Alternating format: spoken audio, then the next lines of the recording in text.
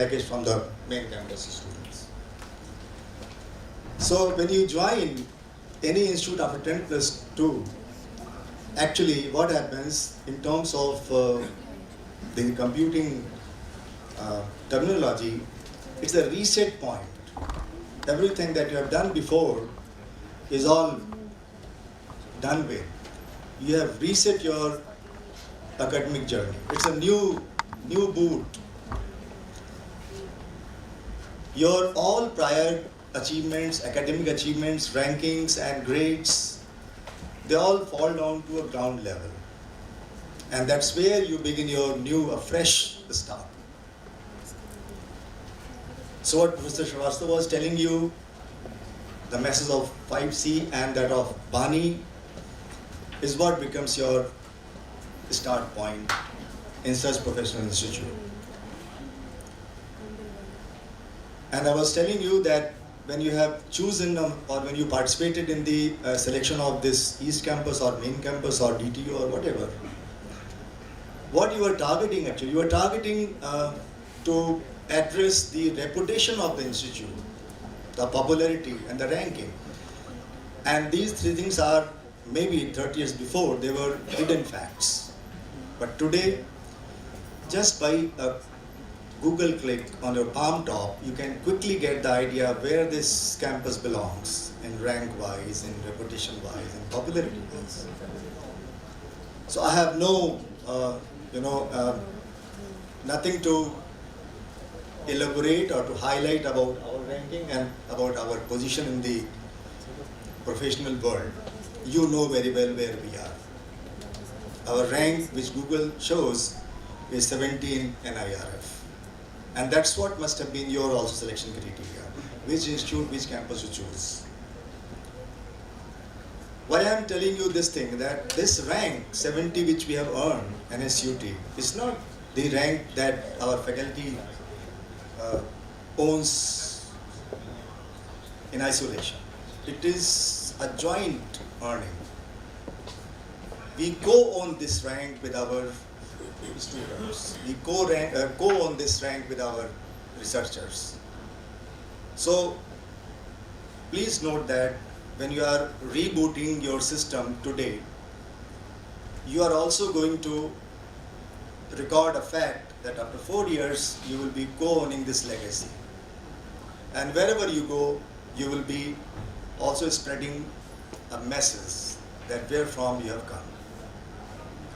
So while you remember the 5C message, while you remember the Bani, you also remember that you carry on your shoulder a responsibility, a legacy.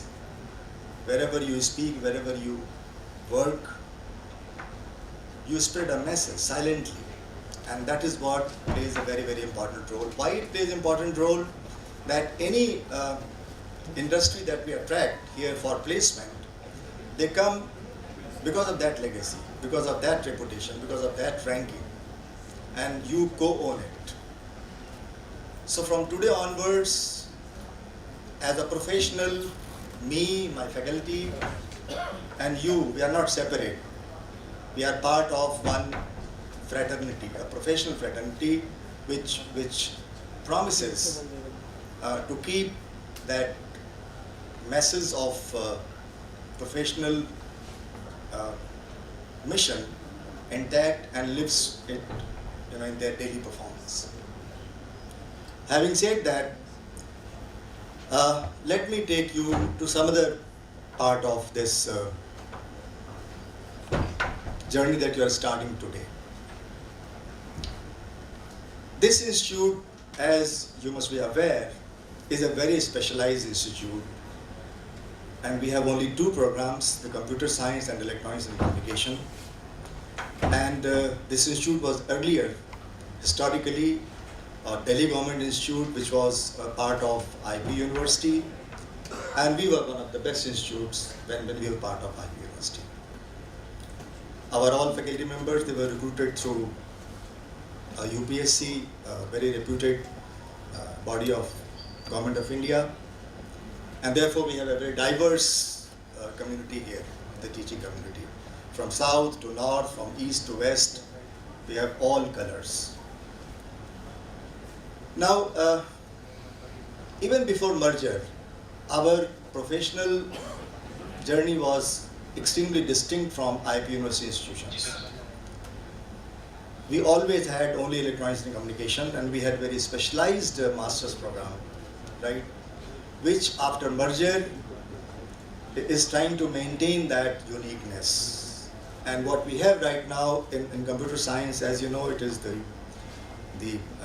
data science in big way, also connected to AI, and in electronics communication, the focus is threefold. One, AI becomes the major platform to build all the two remaining fields, the communication and then the VLSI. So with this input, I would like to let you know that while you are joining this institute, your mind should be clear when you reboot that it is a very specialized kind of place where if you work little hard, you can really make your presence felt in the professional world. Now let me take you, historically back to a place when humans, they were predatory. I'm talking about the prehistoric human. I mean, you would be surprised why the talk all of a sudden is jumping to the prehistory. It has link. It has link to our life that we live today. In those era, the humans were faced with three major challenges. First challenge was the security, life security. Every moment they were vulnerable to make sure that they survive. Second was hunger. Every moment the fight was for satisfying their hunger. Third was to secure a place where this chase of security and hunger can be met with a relief, shelter. These were the three main vulnerabilities.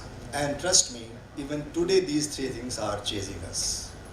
Of course, with civilizational leap and achievements, all these three things they appear pretty, guaranteed. That we have security, we have the food requirement met, and we have this shelter guarantee. Why I'm telling you this, that from that point now to the present time, the movement has been gradual. It has not been dramatic or digital.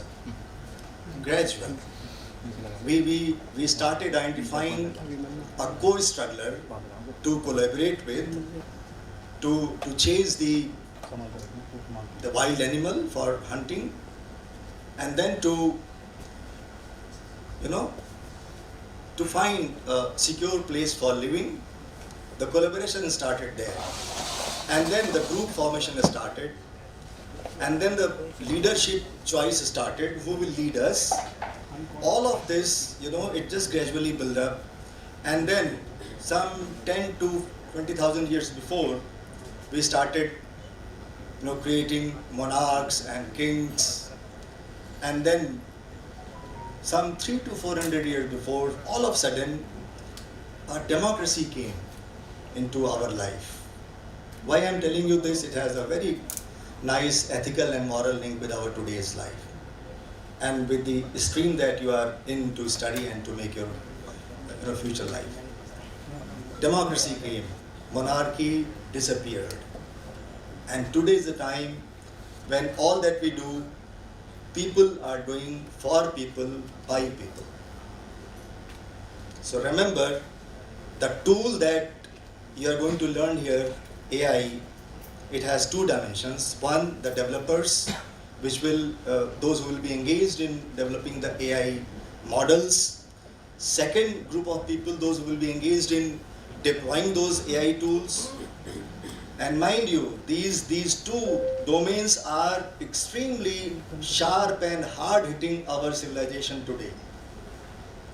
You can read those articles which are there in the open forum and domain for all of us, how our civilization was impacted seriously and meaningfully when the Industrial Revolution happened. But let me tell you, during that time, it was a cusp of democracy and the monarchy.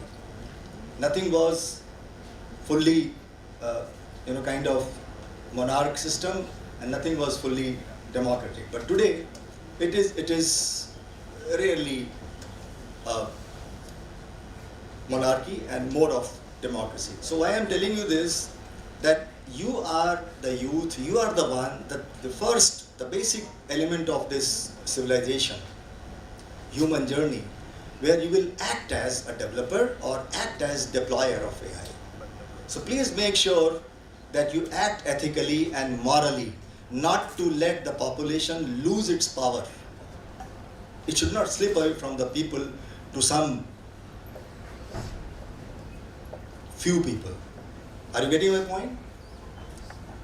Today, the syllabus is heavily loaded and decided by the industry, the corporates. It is a defining moment. All of you are learning everything dictated by the industries, and we are blindly following a path which somehow rewards few and deprives many. So आपकी जो journey है, ये मैं आपको एक ethical और moral basis दे रहा हूँ, फिलोसॉफिकल भी है, सिविलाइजेशनल भी है, जो आपकी सोचने की शक्ति में एक सीड का काम करना चाहिए इसको. So when you study, you are a small boy, small girl, right? But you have a very high responsibility. The responsibility of living your time for the people, right? And that was the message which our HBC gave you. Compassion. So with this, I end my talk.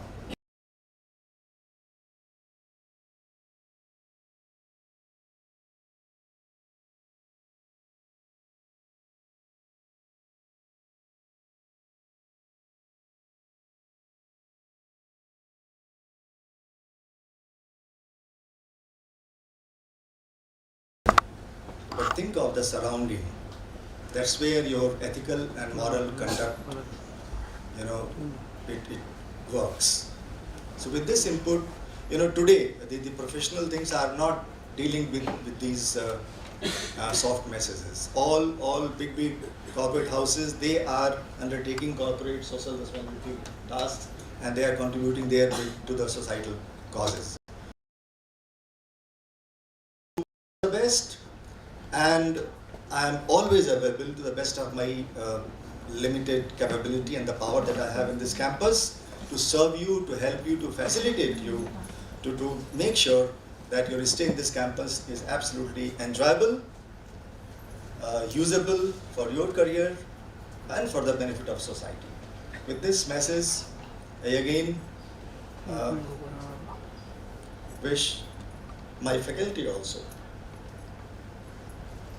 good for them to be able to perform with them, to give you all the good that you know. Thank you very much.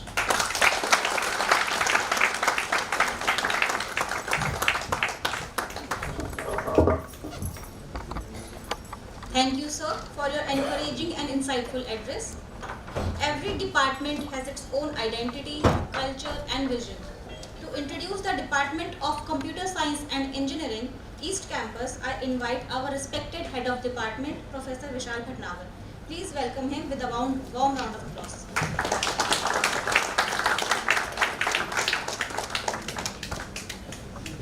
203 में बंद हो गई, वहाँ पे लो करके बिठाने तब चल के जाएगा. Good morning, respected Director Sir, Professor R.K. Sharma, Head of the Department, Professor Rashmi Gupta, Vishal Gupta ji, Gangadharappa Sir, R.S. Rao Sir, Manoj Kumar Sir, our Senior Faculty in Computer Science and Engineering Department, Professor Nandini Singh, Professor in Computer Science and Engineering Department, very Senior Faculty, Suresh Sir, Veda Sir,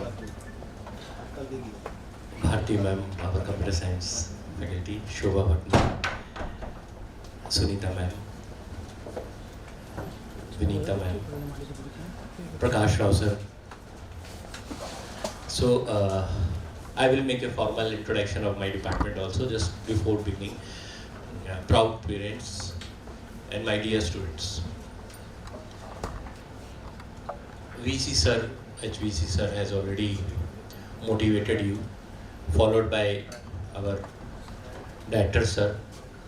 He too have guided you as the path which has to be followed.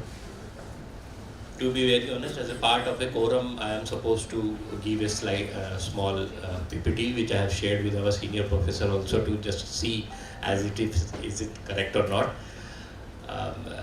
To be very honest, this has been done by many of our so-called research scholars which are available, and they are helping us in many ways.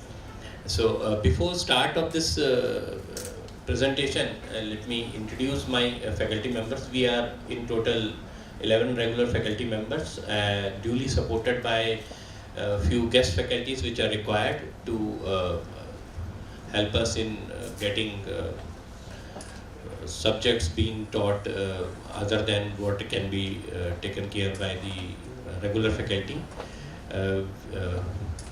So starting with the senior professor, Professor Manoj Kumar sir, he is sitting there at the front. Professor Lamne Singh sir, senior professor in the department. Already academics, Professor Vishal Gupta ji, also senior professor.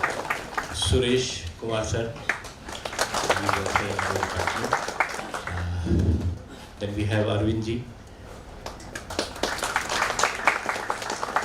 Starting from there, Dr. Prakash Rao sir. Shobha Bhatt ma'am. Bharti Nagpal ma'am.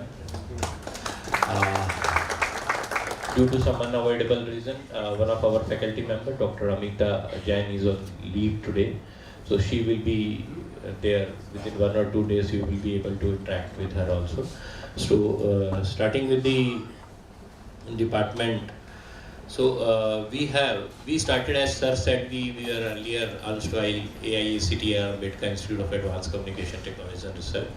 During that time, we used to run two branches, that is BTech in CSC and MTech IS, that is Information Security.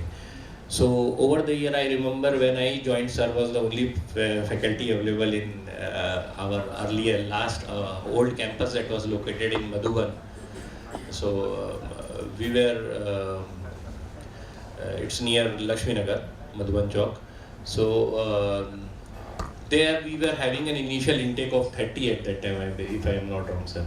So very limited students. We were having only 2 lecture halls, LT1, LT2, if I remember, sir. So we used to have classes there with 2 through 3 only labs, which was standby arrangement made in first floor of a polytechnic at that time. So from there, we few people were along with the then principal. We shifted to this place, and at the time when we shifted here, there was a sort of interaction with the IIT professors also. If I remember, Datta sir was called there. So, and Sanjay sir from IITs. So when they went through our labs and the infrastructure, so they say that they too are jealous to see that this type of structure or infrastructure was not even at that time in many of the IITs. So from there we begin, and at this moment, after the merger in 2020, so at this moment we have in total 2 undergraduate programs, that is BTech in Computer Science and Engineering with Big Data Analytics as a specialization, and another BTech in CSC, that is Computer Science and Engineering with IoT. So many students are here of the same IoT. So from now onwards, till I interact in your class, please go use your Google Baba to understand as what IoT means to you, what big data analytics. We will have a good in-depth discussion when I will come to your class also. This is a formal introduction along with your parents. So we will be sticking to our basic things here. So these are the two UG courses which we are having here. Other than these two undergraduate courses, we have two MTechs. As I said already, MTech Information Security was there. So it has its current intake as on date, which was there, is 30 students intake, along with MTech in AI, and that is also having a 30 student intake. And along with this, we have the doctoral program also, as our all faculty members are doctorate.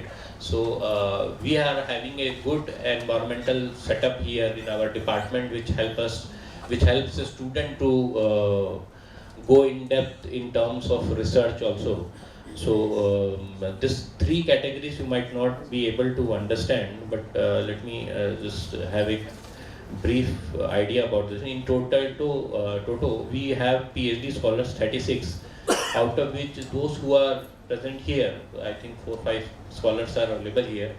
They are supposed to be here the whole day, full-time scholars. Other than this, those who come through UGC NET, one scholar is that. And other than that, we have 28 students who are enrolled here as a PhD scholars. They work somewhere, but they are on a self-finance mode. So this is the things. Other than this, so in total, as I've already said to you, that we are 11 in numbers, along with the scholars. We have research laboratories. We have good infrastructure as far as supporting this computing facilities which are required.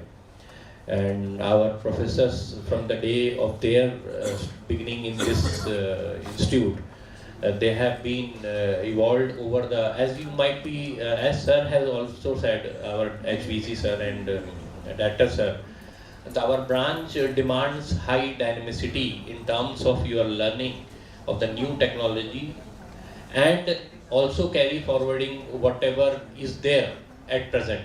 So you have to have an eye on what actually is going to be the future, along with what you have right now, that technologies which needs to be catered. So our faculty members are having a good number of specializations that will help you to have this. This is the list of the faculty. I have already had an introduction of all the faculty members. Now coming to the laboratories, as I have said, we have dedicated laboratories available, so you don't have to worry about the infrastructure. This industry placement, this is something you might be very much interested. So I have an additional charge of co-chairman training and placement. So in the afternoon session, I will be giving you the data as on date of the last batch, as what was the placement status. But to be very assured, as now the data, many data are available online also, so that R&D you might have done before joining this institute. So rest assured, the parents and the students, that we have a good placement as on date, and sky is the limit for the students who want to really work, and the work has to be started from the day one. So this is a glimpse of something which I am not going to show in that training and placement in detail.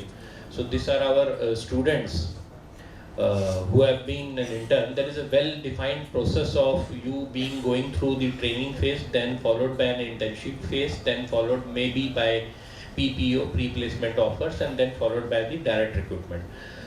So this is some of the companies where our students of specifically CIoT and CSTA, they have been doing their internship. So now again same, these are some certain things. The students are already there. Those who are going to pass in 28, they too have, we have started their internship programs.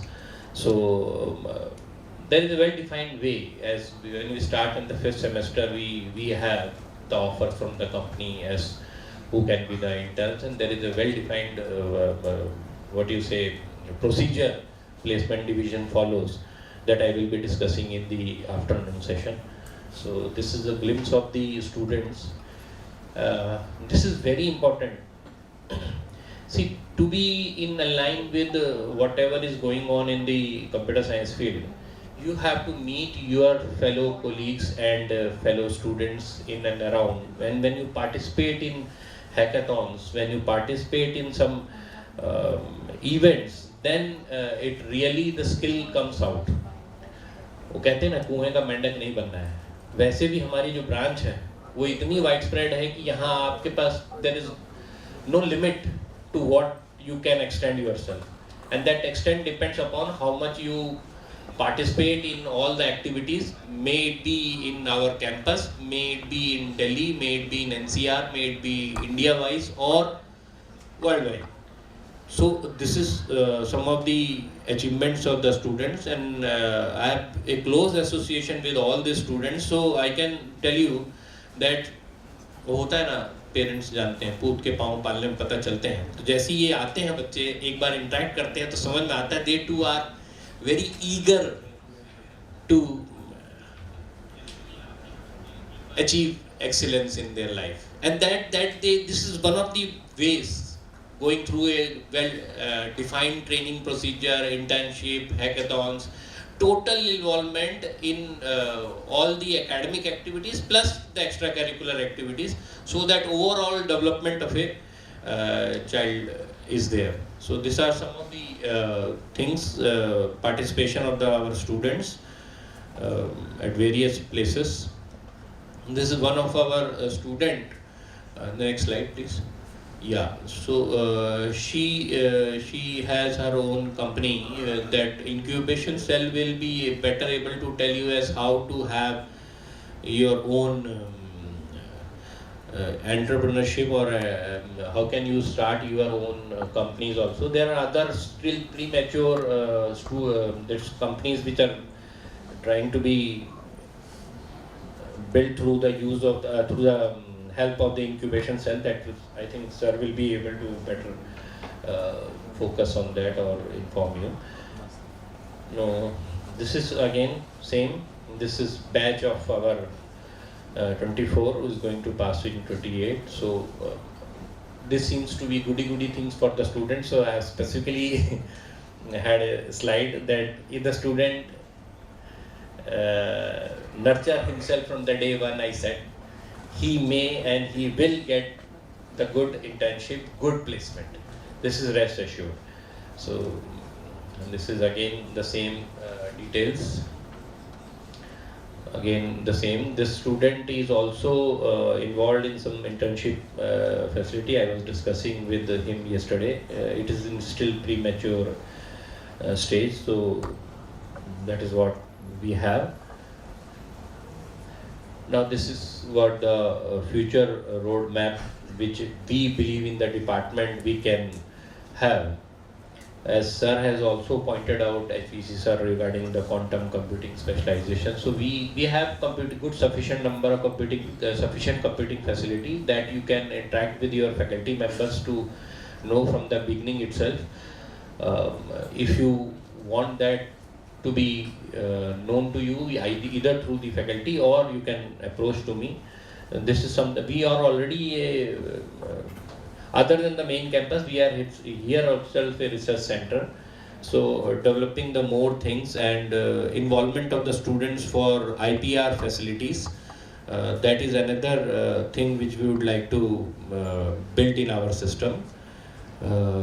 We already have a good alumni network, but involvement of the student to such a level that right from the day one, yesterday I was having a class in my third semester and MTech third semester, so I was discussing with them why not to have a sort of environment. Specifically, we all faculty members genuinely feel after Corona, the student has a habit of being himself only. As sir has pointed out, once collaboration require you to be actively being associated with your seniors, may it be second year, third year, final year, because there are certain things which they provide you in the terms of roadmap. And being in computer science, you two people may have certain technical idea, technical knowledge which you can share with your seniors. So it's a win-win situation for all the people who want to interact.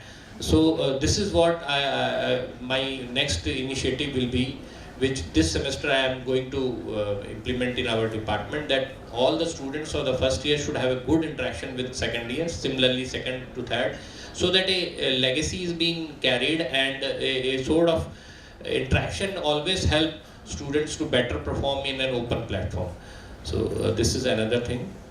So from my side, other than this presentation, I wish all the students a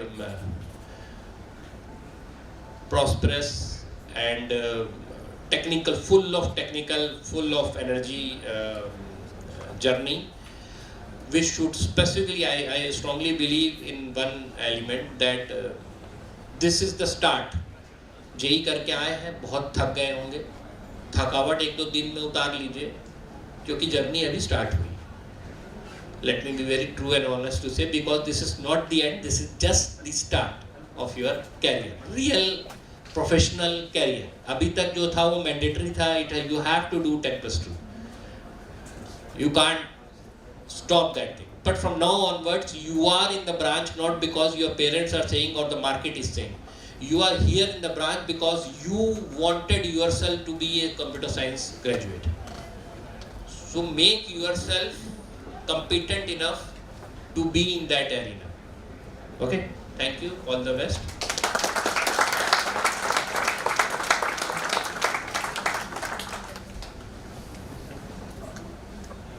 Thank you, sir, for the insightful introduction to the Department of CSE.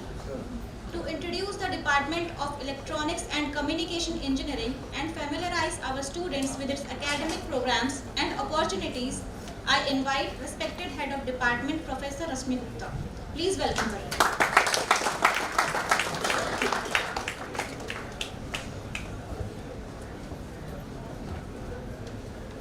Honorable Director Sir, Professor R.K. Sharma, HOD CSC, Professor Vishal Bhatnagar, Dean Student Welfare, Dr. R.S. Rao, Associate Dean, Dr. Vishal Gupta, Examination in Charge, Professor M. Gangadharappa, my dear colleagues, very dear students, proud parents, ladies and gentlemen, a very good morning to all.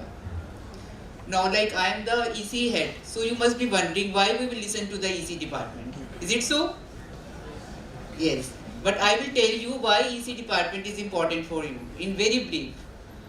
First of all, that in first year you will be taught two subjects, electrical engineering and electronics and communication engineering. These two subjects will be taught by EC faculty because these are the core subjects of EC. And later on also microprocessor and microcontroller, embedded system and many more subjects will be taught by EC faculty. Because you must understand some very basic things of EC also. So EC department is important for you also, so you have to listen to me. And later on, what is the importance? Like Honorable VC sir and our director sir also told you that today is the word of interdisciplinary. Like whatever research you are doing or you are making some projects or you are doing startup, you want to become entrepreneur. So today is a word of interdisciplinary. You need the help of the EC faculty, students or MTech, BTech, PhD students. You can collaborate with them. Like you want to make some driverless car or robot, something else. So you will develop some software. But some IC chips are there, some electronic components are there, Androids are there. So any product you want to develop, there need be a teamwork. So you have to collaborate with EC faculty, students, like.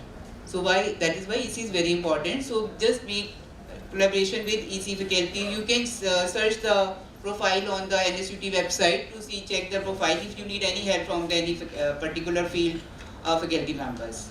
Fine. Like EC department is very rich in funding. We have completed 2 DRDO projects and 1 DST projects. And currently we are funded with 2 AICT projects. One is of 10 lakh and second is approximately 30 lakhs. And 2 crore project from the DKDF. And one more is from telecom project, that is about 1 crore. So we are heavily funded. One IoT lab is also there. So government funding is lots of there. If anyone is interested in doing collaboration with EC faculty or students, you can come forward and interact with us. So this is what about the EC department. With this, I will wish you all the best for your bright future and successful future. Thank you.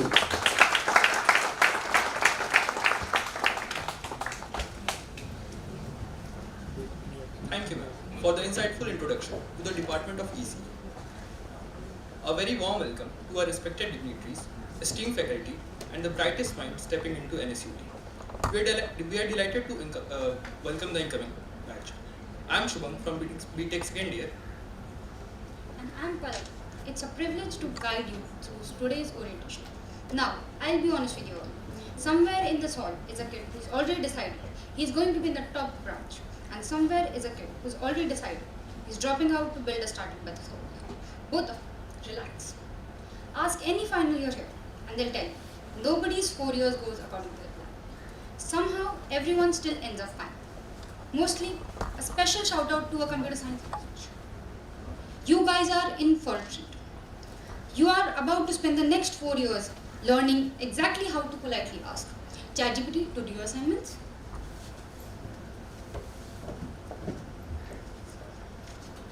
Welcome to the club. Don't worry, even the seniors are doing. Here's the only real advice I'll give you before we get into the formalities. The syllabus will teach you algorithm and code, this campus, the people, the failures, the 2 AM submissions. The seniors will roast you and then will help you anyway. That's going to teach you everything else, so don't just attend college, actually show up for it. Alright, enough for me. Let's meet the people who are going to be a part of that journey starting today.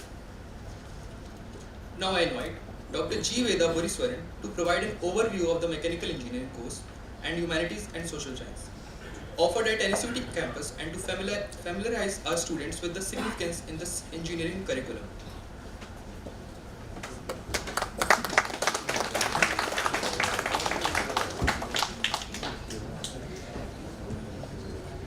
Good morning. With the due respect to the director on stage, head of the Department of Computer Science and head of the Department of Electronics and Communication Engineering and other dean, I am Dr. G. Veda Buriswaran, faculty in Mechanical Engineering. And you may wonder, because as has been told that what is the role of Mechanical Engineering in your branch of engineering is the question. So I will just give only a brief information about mechanical engineering or what is your role over here. If I ask you what is data, in a simpler term you will say, sir, I am watching movie. Every movie is around 800 MB, that is data. Maybe I watch in 4K, it goes to 1.2 GB. So there is also data. So what that data and what big data you are going to learn is the question, because your branch specialization is big data analytics. There are also the word data that is coming. Now how you are going to orient your knowledge with mechanical engineering is the question. The integration of the multidisciplinary information is highly required now, because right now we are in the phase of Industrial Revolution 4.0. So that is the catchword right now globally. So everywhere we are in need of integration. Internet of Things have come. Now, if you talk, just for an example, we are all in need of, we are very much fascinated about purchasing a car. Everybody is fascinated, purchasing a car, a high-end car, something like that. Now, if you get into the manufacturing side of an automobile industry, there is data that is involved. The first car that is coming on the manufacturing line will be a base variant of some other model. The second car that is coming in the manufacturing line will be of a top model with automatic transmission. The colors are different, the features are different. Then you have got left-hand drive, right-hand drive. So everywhere data is involved. Now if these data are not properly manageable, then the production schedule will go down. So this is where your knowledge is highly required in mechanical engineering. So please understand that whatever you are learning, kind of a coding or kind of a subject, please try to visualize how far you are going to give your information to other branch of engineering. as rightly pointed out by the Vice Chancellor, Honorable Vice Chancellor, engineering is of two. One is the core engineering, another one is computing engineering. So you belong to the computing side. So you have to augment the core engineering. So this is what is highly essential right now. So with this brief information, I just welcome you all to NSUT East Campus. Regarding Department of Mechanical Engineering, just a few words. Mechanical Engineering has a tie-up with Bajaj Auto, and we have framed the syllabus in such a way that if you go through the syllabus, mechanical engineers also learning IoT. Mechanical engineers of NSUT are also going to learn artificial intelligence and machine learning, which means we are open to invade into your branch. Mechanical engineering, because on Monday, Board of Studies meeting was there. I was member over there. So we have finalized the syllabus for mechanical engineers, and the mechanical engineers are going to learn artificial intelligence and machine learning, Internet of Things also. So innovation has started from mechanical engineering. Please understand your responsibility. Try to buckle up and learn more. So this is what I would like to say over here.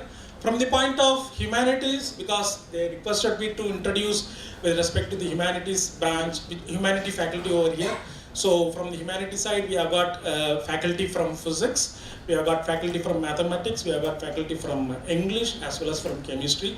So they will be interacting with you in your curriculum, in your classes also. So to name, we have got Dr. Sunita, she is faculty from chemistry and she will be handling classes. And we have got for mathematics, Dr. Rishabh Agnihotri. For physics, we have got Dr. Jitendra. For mathematics, we have got Dr. Shantanu. And for English, we have got Dr. Pradeep Chashwa. So you may wonder why there is English required in engineering. I am very much well versed in English. So that is the confidence we always carry, isn't it? And English is one language, it is very simple. It has got only 26 syllables. Beyond that, nothing. Any other language, there are so many alphabets coming.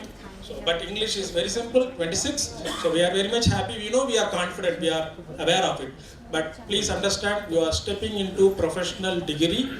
Your audience are not local, your audience are global.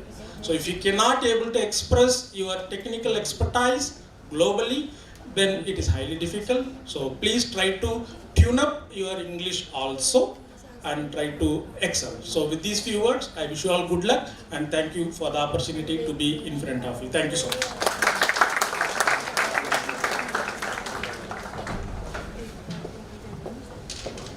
Now, we'll be bidding goodbye and we'll be thanking our dignitaries for joining us. Madam ने और sir ने आप लोग को ये बता दिया है कि बाकी ब्रांचेस भी आ रही हैं आप ही के पास. So you have to be more vigilant about your branch, main CSD, main CIOT.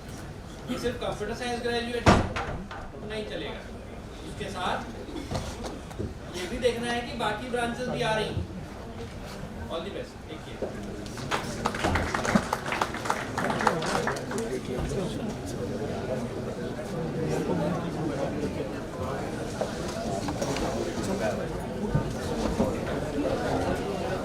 Welcoming Dr. Sunita to introduce the Department of Chemistry. Yes, the one standing subject between you and a fully engineering only semester.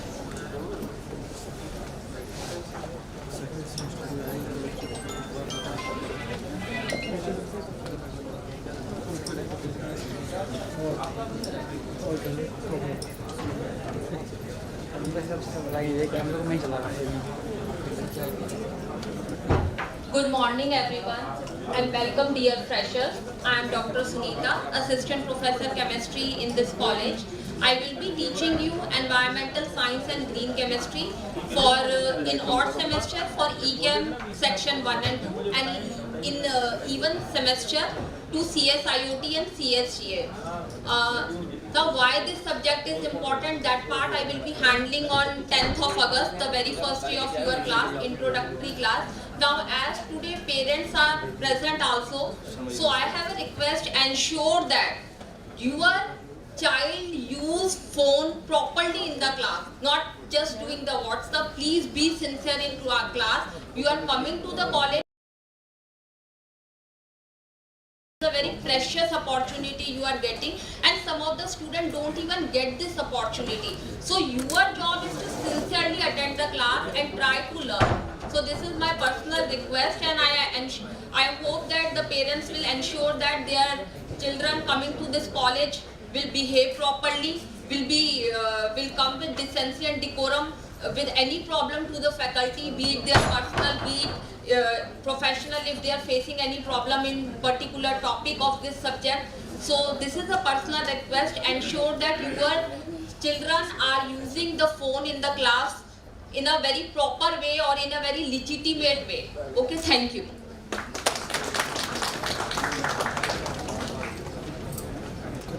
Please welcome Dr. Hima Dinesh Singh to introduce the Department of Physics.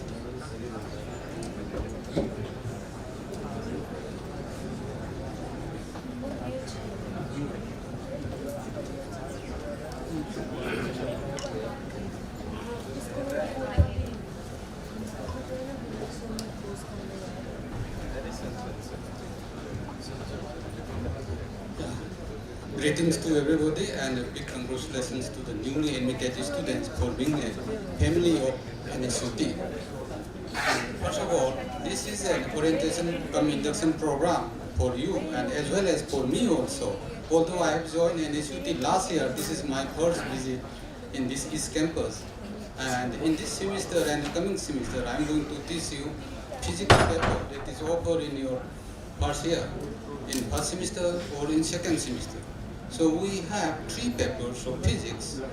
Quantum mechanics is what is going to be taught in your computer science students. Then oscillations, waves and optics to the other ECE and the mechanical students. Apart from this, there is also electronic theory.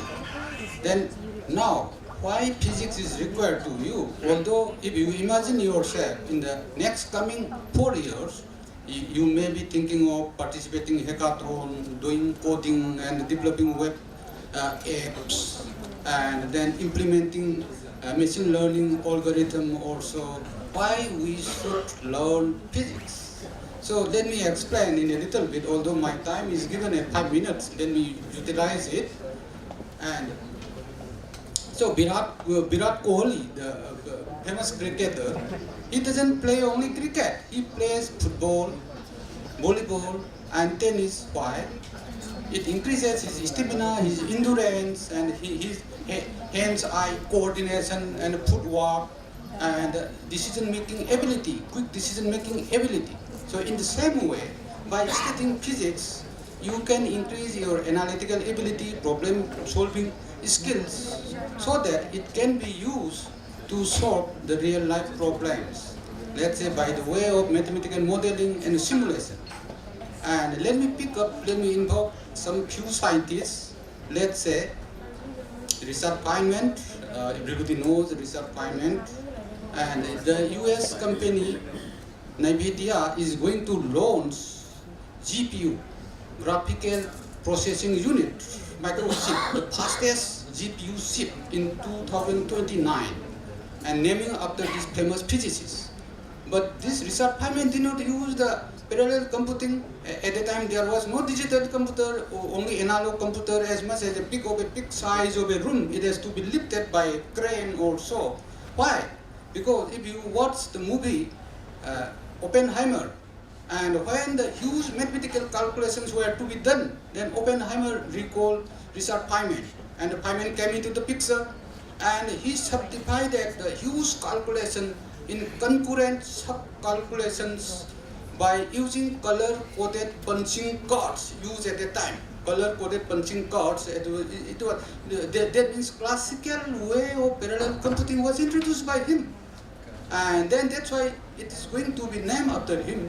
And Richard Feynman was known as the father of nanotechnology, but nanotechnology came into 1990s. Richard Feynman was in 1950s. How? 50 years before nanotechnology came, he has made a statement that there is plenty of room at the bottom. So then people started thinking, what is the meaning of this statement? Suppose if you take a stick and cut it half, then cut it again half. Theoretically, it will never go to zero. That means you can further you can scale down. So this scaling down the properties of the material changes. That is known as nanotechnology. And let me invoke again the greatest physicist theoretician, Albert Einstein. Albert Einstein did not do any experiment, but his knowledge are used by the engineers. Let's say when he formulated the general theory of relativity, nobody understood it at that time. That's why he did not get the Nobel Prize also, because of photoelectric effect only he got the Nobel Prize. Although his general theory of relativity was proven by Sir Eddington by using the gravitational lensing. If you watch the movie Einstein and Eddington, you will come to know. And here, and because of this general theory of relativity, and this GPS, Global Positioning System, is used in real-time apps. Let's say Zomato, Swiggy, and Ola, Uber, all these Blinkit, all these real-time app-based locations. And if the satellite relay time is not adjusted because of the time dilation, then for every day there will be drifting of 10 kilometers. That means in 1 year, 2 years, how much? It will be more than 2,000 kilometers or so. It is not possible. So it goes to Albert Einstein, your apps, real-time apps. Then in the same way, in your communication theory also, if we say that, if we mention the James Maxwell, in the Maxwell what he did was just to rescue the last equation, the divergence of a curl is zero. He has introduced a new term. What is that new term in Ampere's law? What is the new term? Displacement current. So displacement current, and he was more happy. He did not know any application of that. Now, because of the displacement current, we use our mobile phone communications, satellite communications, everything is there, and everybody is transmitting and receiving displacement current. That cannot be measurable by the conduction current, because our mobile phone, 2G, 3G, 4G, 5G, all these use displacement current. What is the frequency of the 5G? Gigahertz. Why? More frequency, more rapidly changing electric field. Frequency means rate of change of the electric field. Rapidly changing electric field will produce enhanced displacement current. That's why even in this room, so many displacement currents are flowing. So the credit goes to him, James Clerk Maxwell. And then lastly, let me mention Michael Faraday again. When Michael Faraday, all his experiments are basic physics. He took a coil, closed coil, no battery was connected, no generator, no electrical supply. Just take a coil like this, closed loop. No current will flow because there is no supply. Now you bring a bar magnet and make a movement of the bar magnet, current flows. Then the reverse is also true. What it indicates? Electromagnetic induction. And when he performed this experiment on the stage, and at the time they were a rock star, and then the US president asked, Mr. Faraday, what is the use, what is the implication of your experiment? I can also do it because Mr. President was asked to demonstrate it. It was very easy, everybody can do it. Then Michael Faraday did not know the application. So then he just thought, and since the politicians love to collect the revenue, just he replied, Mr. President, you can collect tax from my invention later on.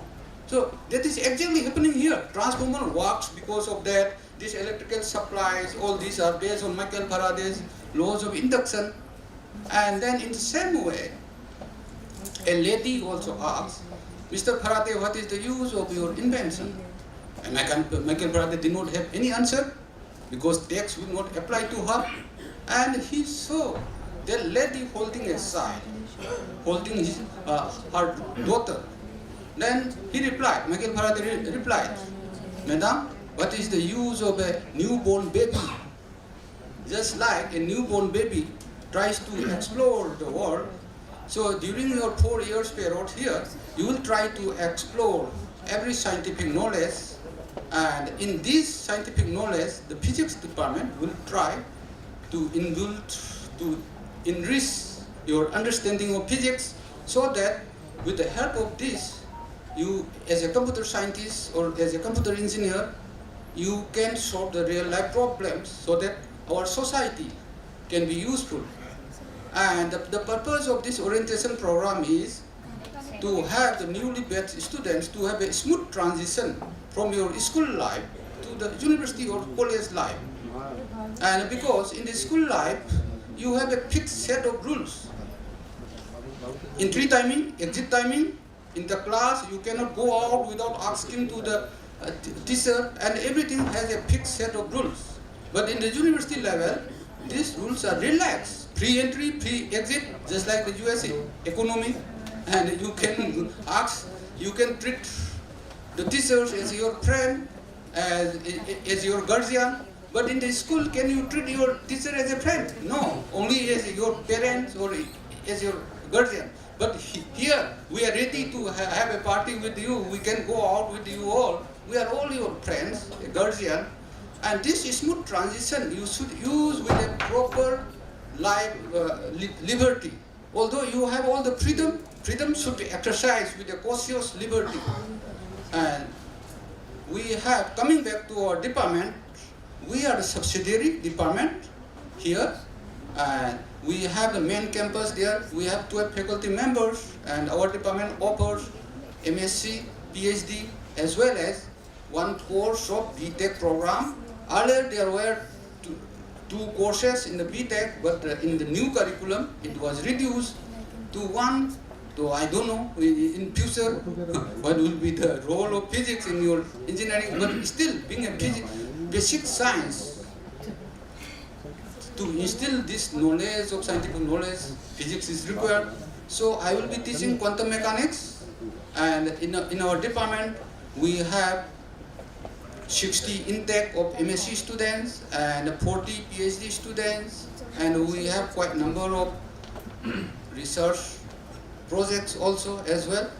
So I hope we will have a proper teaching learning interaction in the classroom in the coming semester. Best wishes to all of you. Thank you.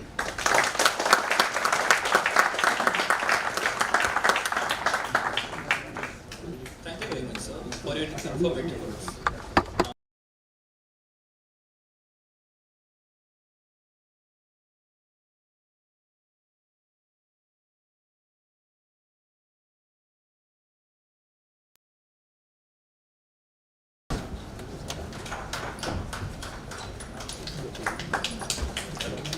Congratulation all of you. मैं शांतनु दास, यहाँ पे हमारा छोटा सा department है east campus में mathematics का। यहाँ पे मैं शांतनु दास और डॉक्टर ऋषभ अग्निहोत्री हम दोनों पढ़ाते हैं मैथमेटिक्स। आप लोगों का 3 कोर्स होगा 4 सेमेस्टर में। पहला मैथमेटिक्स 1 फर्स्ट सेमेस्टर में, दूसरा मैथमेटिक्स 2 सेकेंड सेमेस्टर में, थर्ड सेमेस्टर में कोई मैथमेटिक्स नहीं है, फोर्थ सेमेस्टर में आता है प्रोबेबिलिटी एंड स्टैटिस्टिकल मेथड। ठीक है, तो बाकी हम चीज़ें क्लास में डिस्कस करेंगे। ठीक है, congratulation.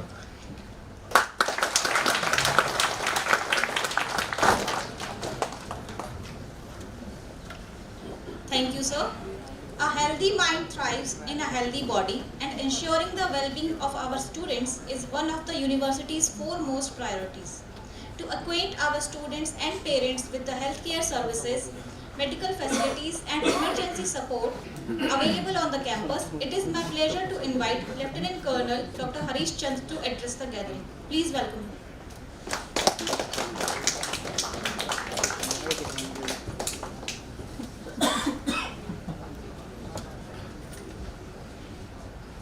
Good morning, everyone. Respected faculty members, it's a privilege to be standing here and addressing you all. I am Dr. Harish. I am the campus doctor, you can say. I'll take care of your health. We have a small dispensary here, which is just around the corner near the gate itself, the exit gate, I would say. and I'm available in the morning, although I'm every day, but the students are free to contact me. And we also have a psychologist, Mrs. Asha Rani ma'am. She is a very senior psychologist who also visits here, not every day but twice a week. As you understand, health is very important.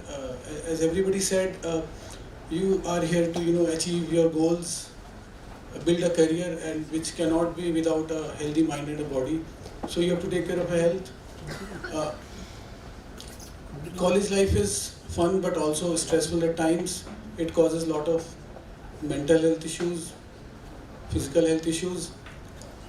We are always there to guide you and provide you with all the healthcare which you would need to thrive and have a bright career ahead.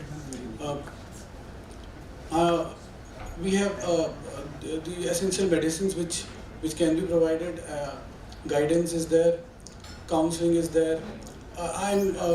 By specialization, I'm a psychiatrist. I have worked with the army for 15 years, so I have good experience with medicine and psychiatry, mental health. So every day I'm here in the mornings in the dispensary, which is very close, very easily accessible. Also, as one of the faculty, senior faculty said, now it's time of interdisciplinary approach. So whatever research you do, of course healthcare might be one of it. You can work in healthcare using your scientific computer skills. So everybody is welcome to discuss even that, the interdisciplinary thing also. So at the end, I would welcome you all in this very beautiful campus. It's congratulations for coming here, achieving your targets, and all the best, and have a happy stay here. Thank you so much.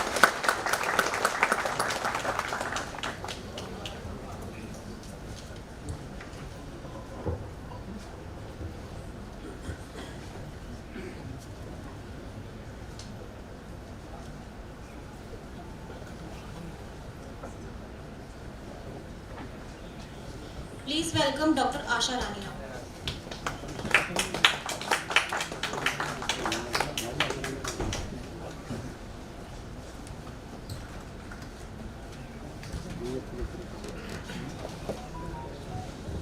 Thank you, sir, to invite me here. My name is Asha Rani, Dr. Asha Rani. और जैसा कि sir ने पहले introduction दे दिया है कि मैं counselling psychologist हूँ यहाँ पर, और जैसा सर ने बताया है डिस्पेंसरी में मैं सर के साथ ही बैठती हूँ, और कुछ डेज डिसाइडेड हैं, वो अभी पता नहीं है, तो जब भी उनका पता चलेगा और टाइमिंग का वो बता देंगे तो उसी के अकॉर्डिंग मैं आपको अवेलेबल रहूँगी डिस्पेंसरी में। अब उससे पहले कि जैसे अभी मैंने यहाँ देखा पेरेंट्स भी हैं यहाँ पे और स्टूडेंट्स भी हैं, तो मैं एक बात कहना चाहूँगी कि देखिए जैसे फिज़िकल हेल्थ हमारे लिए मैटर करती है, वैसे ही हमारे लिए हमारी मेंटल हेल्थ भी मैटर करती है। और मैं ये कहना चाहूँगी कि आपकी फ़िज़िकल हेल्थ से भी ज़्यादा आपकी मेंटल हेल्थ ज़्यादा मैटर करती है, क्योंकि अभी तक हमारा भारत में इस चीज़ को थोड़ा टैबू माना जाता है और स्टिग्मेटाइज किया जाता है।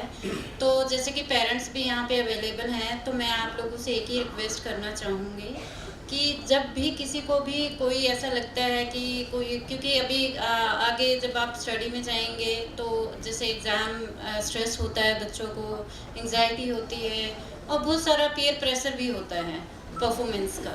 तो जब भी ऐसी कोई आपको लगे कि ऐसी कोई प्रॉब्लम है, ऐसी कोई सिचुएशन फेस कर रहे हैं, तो उसके लिए हम यहाँ पे अवेलेबल हैं। आप face to face 1-to-1 session होता है, कोई भी वहाँ पे विज़िट कर सकता है, इवन पेरेंट्स भी विज़िट कर सकते हैं, बच्चे भी विज़िट कर सकते हैं और फैकल्टी मेंबर्स भी विज़िट कर सकते हैं। तो बस मैं इतना ही कहना चाहूँगी और आप सभी का बहुत बहुत स्वागत है यहाँ पर। धन्यवाद।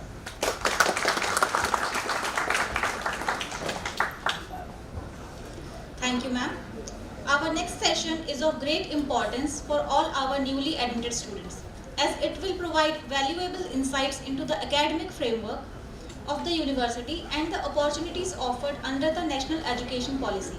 to guide us through the academic regulations, curriculum structure, examination requirements, and the various provisions of the National Education Policy through the NEP Sarthi program. It is my privilege to invite Dr. Vishal Gupta, Associate Dean Academics.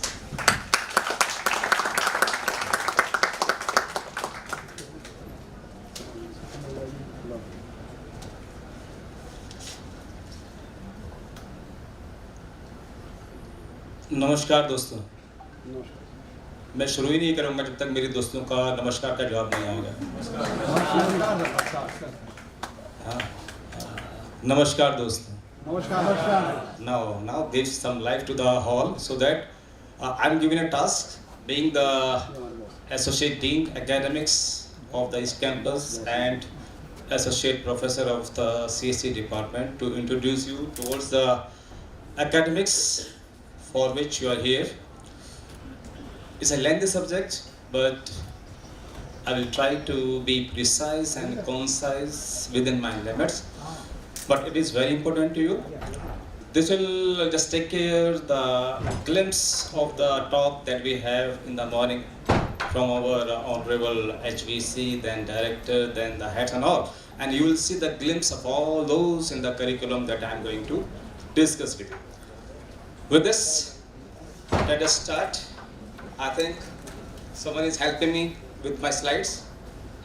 Yeah, thank you, Shantanu ji. So let's start with the first slide. Yeah.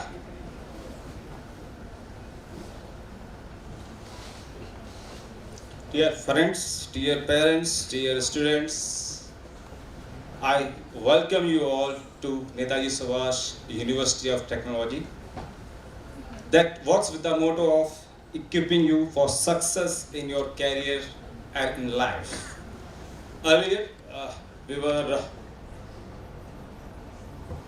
were Ambedkar Institute of Advanced Communication Technology and Research, the very reputed college of IT University then, as Dr. Sir has mentioned in the morning.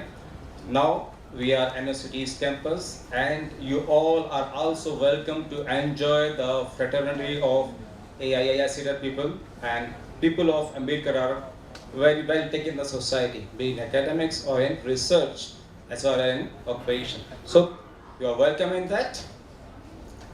I start with the vision of the university. It says, university wants to be a premier university of global recognition. The ambitions are that high. That provides excellence in education, research and development to create potential innovators and leaders to serve society and nation. With this mission and to support, we are having 4 missions in line. The first mission says to promote academic growth. This is by offering state-of-the-art UG, PG and doctorate programs to impart emerging and new knowledge in research and development. The second mission goes to identify the thrust areas of specialization in education. Third mission is to undertake collaborative projects which offer opportunities for long-term interaction with leading academia and industries. And last mission is to foster women potential. With these missions and vision in hand, we have the curriculum designed for you. As a courtesy, I just take 2 or 3 slides that you have a fair idea from the earlier discussion, but to have an entirety of it. In East Campus, we are having 2 departments. One is Department of Computer Science and Engineering, that is CSE, and the another one is Department of Electronics and Communication Engineering, that is ECE.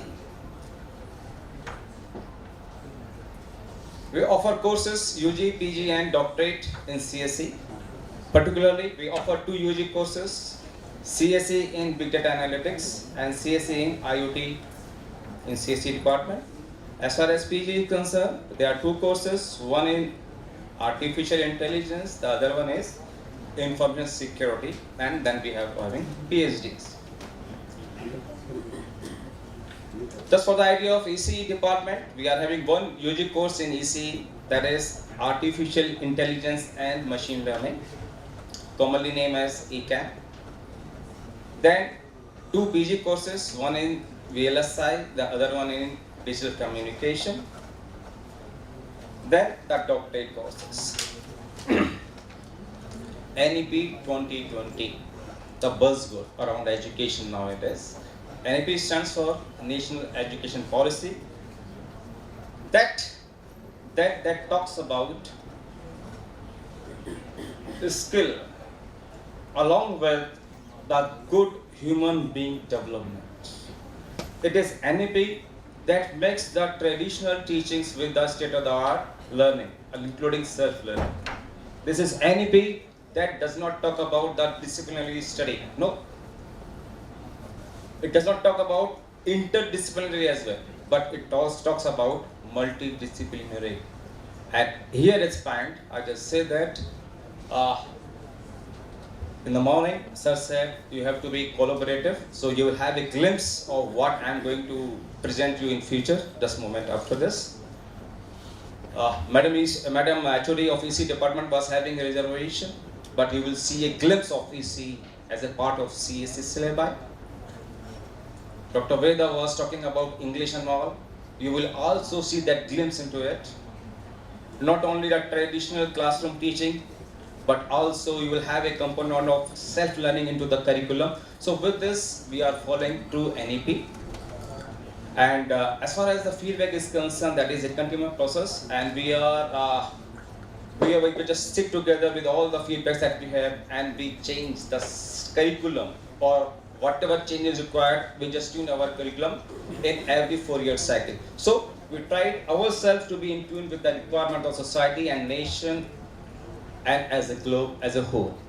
So with this, let us glimpse into the course that will be taught. So I will be taking you as a student rather than CSE or EC or whatever.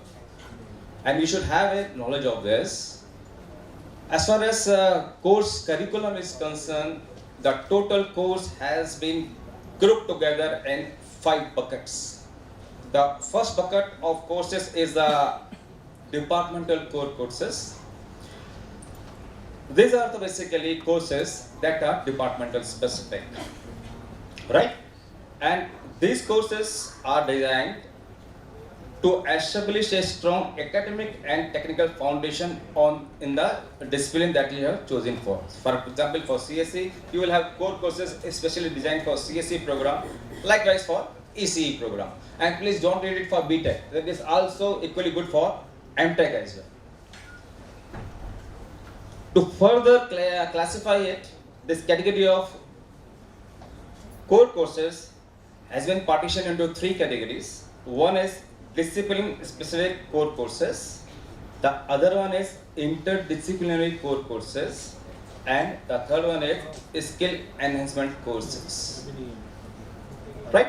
So I'm not going into the details of it, but every nomenclature of the subject speaks about itself. What does it meant for? Core courses, department specific. Interdisciplinary, the courses from the other engineering discipline. So likewise, you can just go for it. Another bucket of courses is the elective courses. So as the name specifies, core courses are compulsory one. Elective are someone that you can pick and choose from a given set of courses that suits your interest. And you can pursue your interest by opting out proper electives as per the curriculum. The elective courses supplement the core curriculum, enhance subject-specific knowledge, and encourage interdisciplinary learning. As far as these courses are there, they are categorized into 3 parts. One is discipline-specific electives, that is ED. Another one is interdisciplinary elective, that is AI. And then multidisciplinary electives, that is EM. And idea for multidisciplinary is to expose the student for diverse field of knowledge rather than keeping them to a particular closed domain of particular branch they have opted for, but make them open. So they are better fit for the globe. The third category is the foundation core courses, and that is compulsory courses for whatever UG student that is entering into the university system. These courses are categorized into 4 parts. One is Science and Mathematics Foundation Core courses, for which Mr. Shantanu Das was here, free courses. Interdisciplinary Foundation Core courses. Ability Enhancement courses, this is particularly the courses of communication and English. And here the idea is, maybe the student has got the knowledge, but to express this knowledge, to communicate this knowledge, and to better represent yourself into the outer world, these courses are there, and that are the part of your curriculum, and that is mandatory. The last bucket of this curriculum is, or courses is, the community engagement and service course, and that is just to imbibe the sense of responsibility of you people, or you people I mean the students, towards the part of the society and community they live in. So that is a mutual thing, so that the people, the student, when they are done with their study or when they are into their study, they can just link their knowledge with the requirement and somehow just give up or come up with certain innovative solution so that community can be benefited at large. This is the idea. Talking about the 4th category of courses, we are having value addition courses. These are designed to offer value-based education that nurtures the holistic development in students. These are chosen from a given pool of courses where you are given a liberty to pick and choose which particular VEC courses you want to have.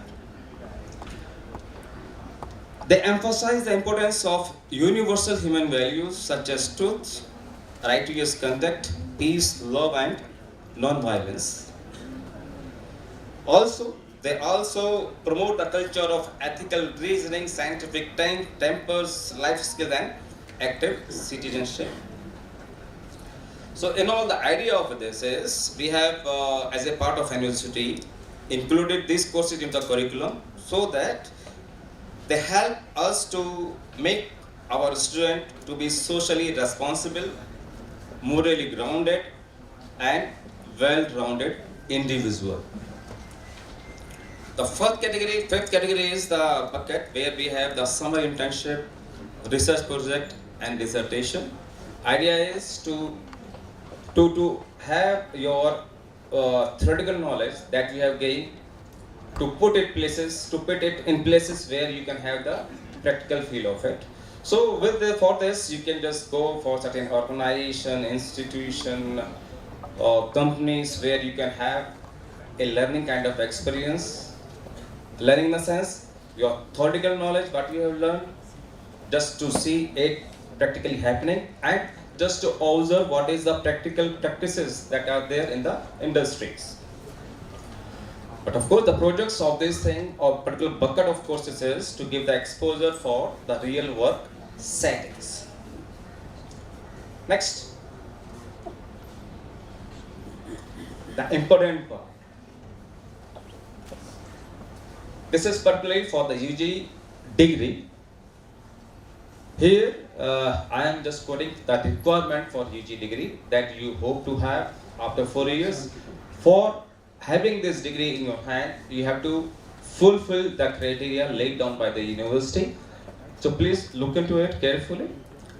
For BTech programs that we call UG program, it comprises of 172 credits, and a student shall be eligible for the award of BTech degree upon obtaining or earning at least 164 credits out of these 172 credits and securing a minimum of 5 CGPA. Right? The CGPA and division will be displayed on the transcript only if the student meets all the following criteria. Please listen all to these criteria. Right? They are all inclusive. You have to pass through all the criteria to have your degree. Right? First is registration. So we have a notion of registration. I will come into later on. You have to register for 172 or more credits in your 4-year journey. Out of this registered credits courses, you have to earn at least 164 credits with a minimum of 5 CGPA.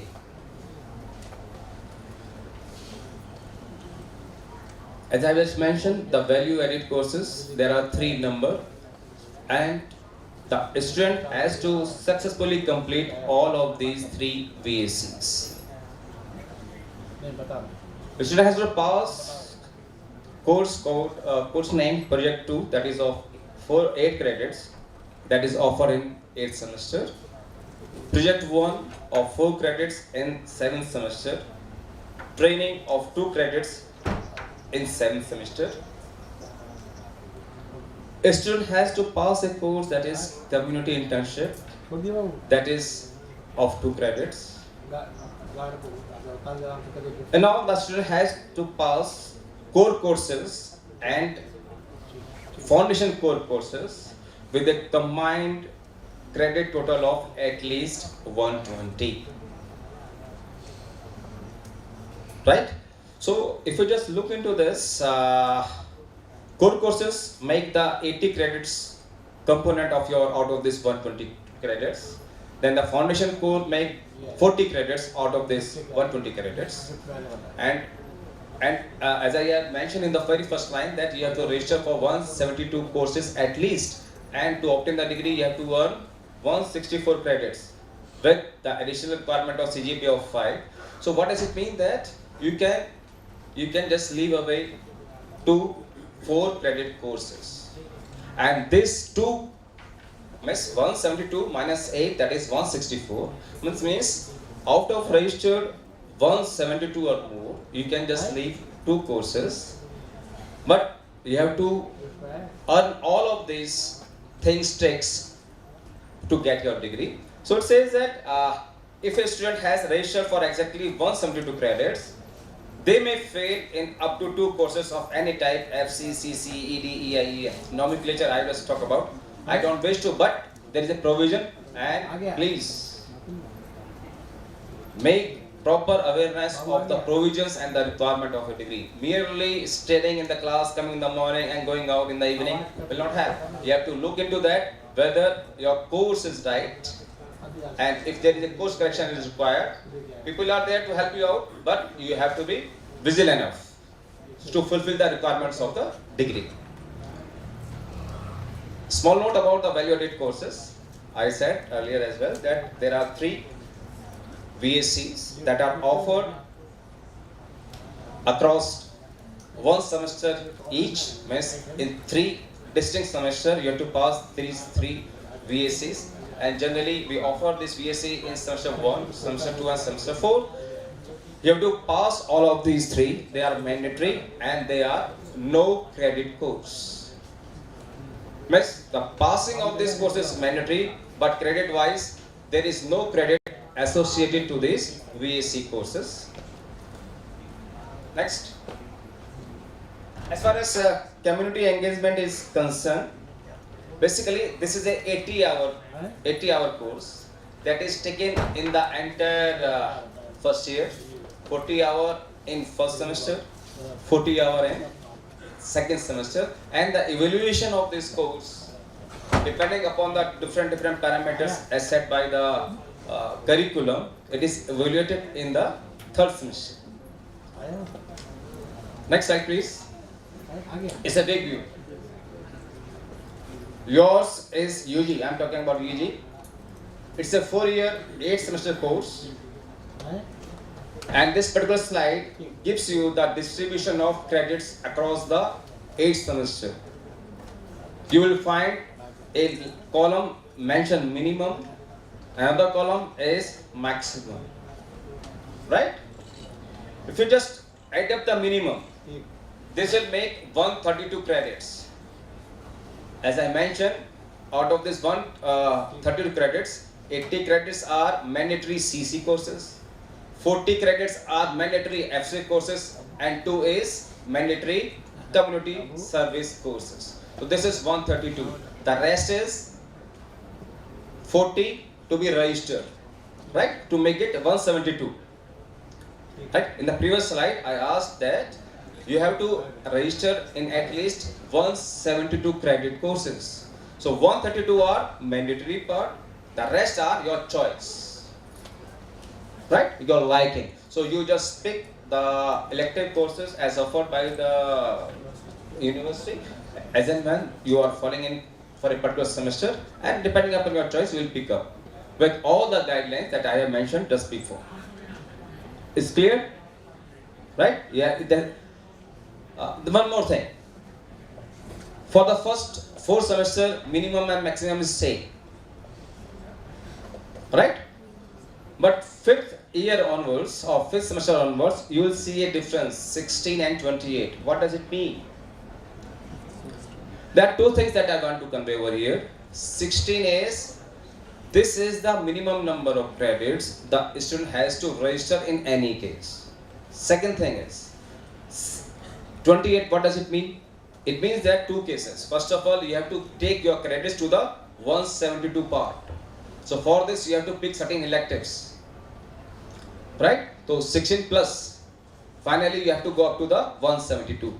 First thing. Secondly, maybe due to certain reason, either your carelessness or maybe certain unavoidable reason, a student is not able to pass a particular subject in a particular designated semester, then it is a carry forward kind of thing, the backlog kind of thing. So a student is required to re-register that particular course. Means if the student has failed or is not able to clear a course that is mandatory in nature, that student is given a chance to get it re-registered. In that case,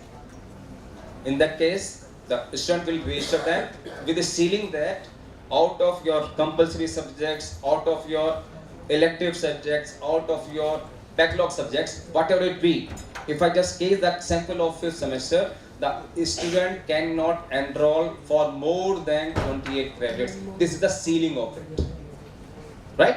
I hope I'm clear in that. Just this is the idea of next PG students. It's a 80 credit course and all the credits are compulsory. Right? You are having certain 5 to 6 compulsory courses, then skill enhancement courses, then training, then projects and all.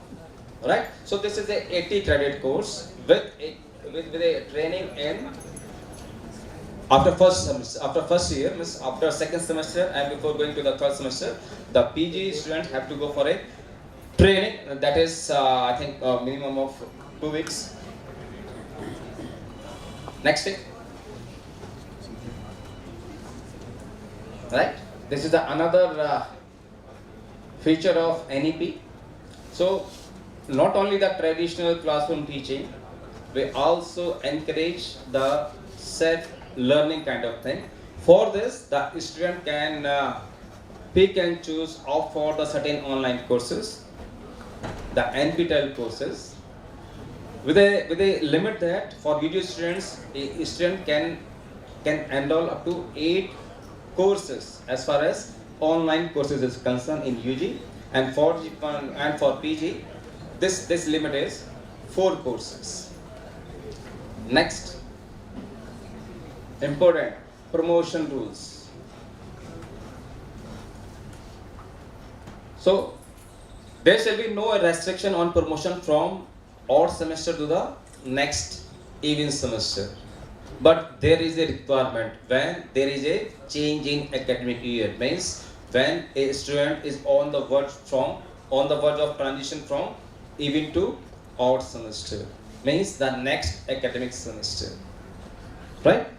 So here the requirement is, as I have just mentioned, that every year is basically 2 semester thing. For moving into the next year, from the current academic year, the student has to earn credit that is that is equal to the minimum of the credits of the previous 2 semesters. Say for example, in the first semester, if you have just taken note of it, minimum credits are 20. For second semester, minimum credits are 24. Means if a student wants to get promoted to the second year, he has to earn or she has to earn at least 20 credits. If the student is not able to obtain 20 credits in first year, that student will not be promoted to the second year. Right? You have to just look into it carefully. I repeat, it has to be at least equal to the minimum credits of the earlier 2 semesters to get promoted into the next academic year. Right? Next, change of branch. Yes, we also have a provision of it, but it all depends upon the seats that are vacant, and the students have to apply for it before the start of second semester, and these are done purely on the basis of JEE rank. Right? They can exercise this with the exception that the students who are admitted on the supernumerary seats, they are not part of it. And second, if any student has been caught in any of the activities that are not intended by him, as a punishment, this choice will not be given to that student. Right?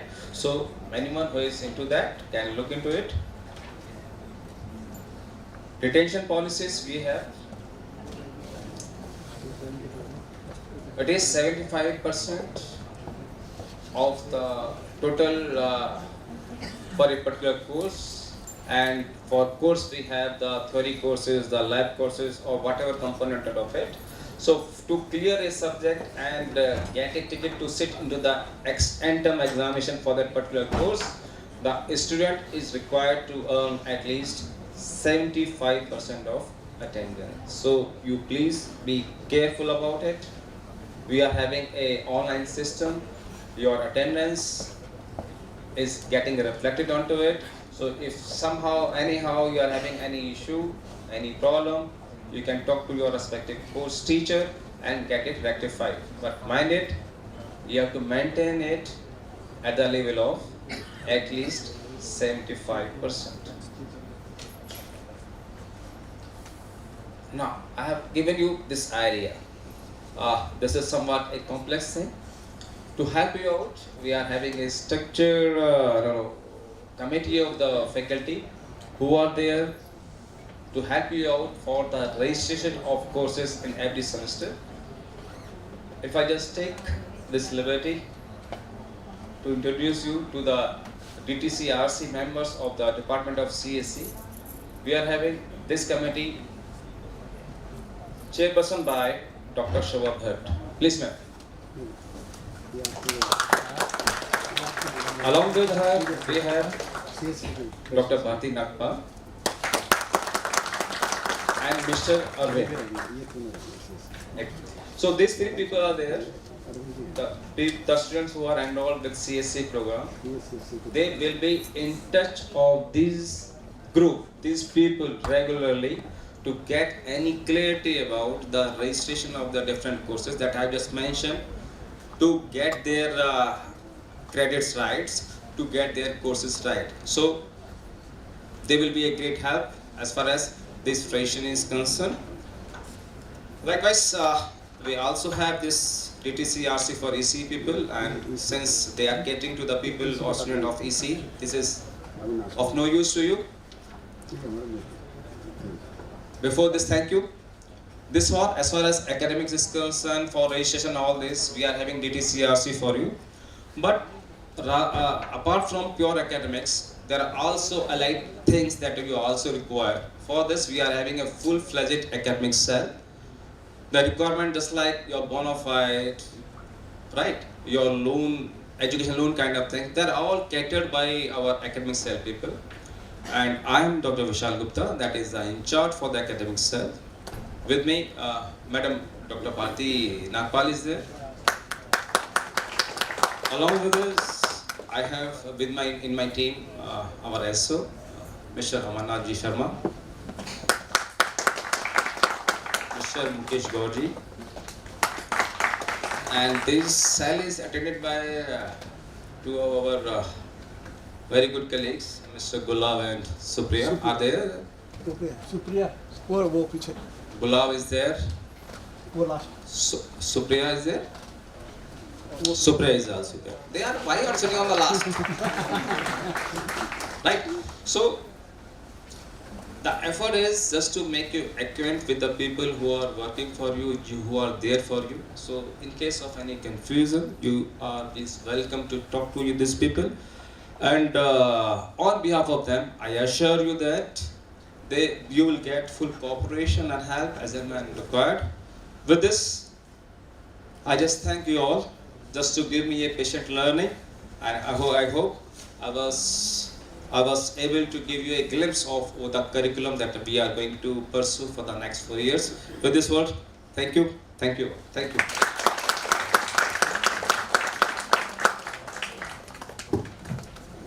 Thank you, sir.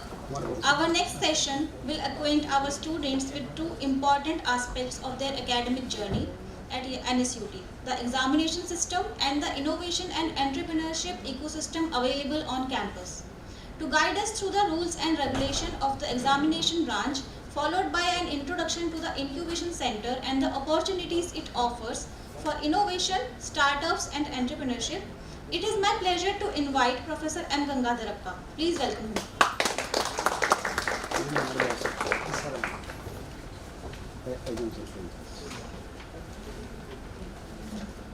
All my dear colleagues and proud parents and newly admitted 2026 batch students, welcome you all. Okay, so I am going to give some awareness about the examination affairs of our NSUT. Okay, so examination is a very integral part of university, and it is having certain norms and certain procedure. I am talking about those procedures and norms. So what is for examinations? Examinations anyway part of any academic system. Examinations is also is actually what it is going to do. It is going to map your intelligence into numbers, marks.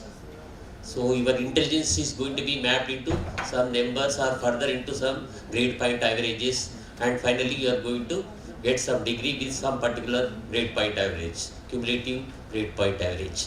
So examination system ensures that you will get better grades based upon your intelligence mapping, and we will take care of that. Okay, next please.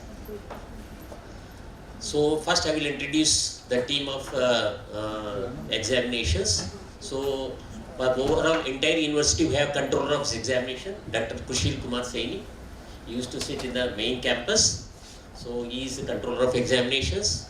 And we have at East Campus, we have examination cell in East Campus at room number C302.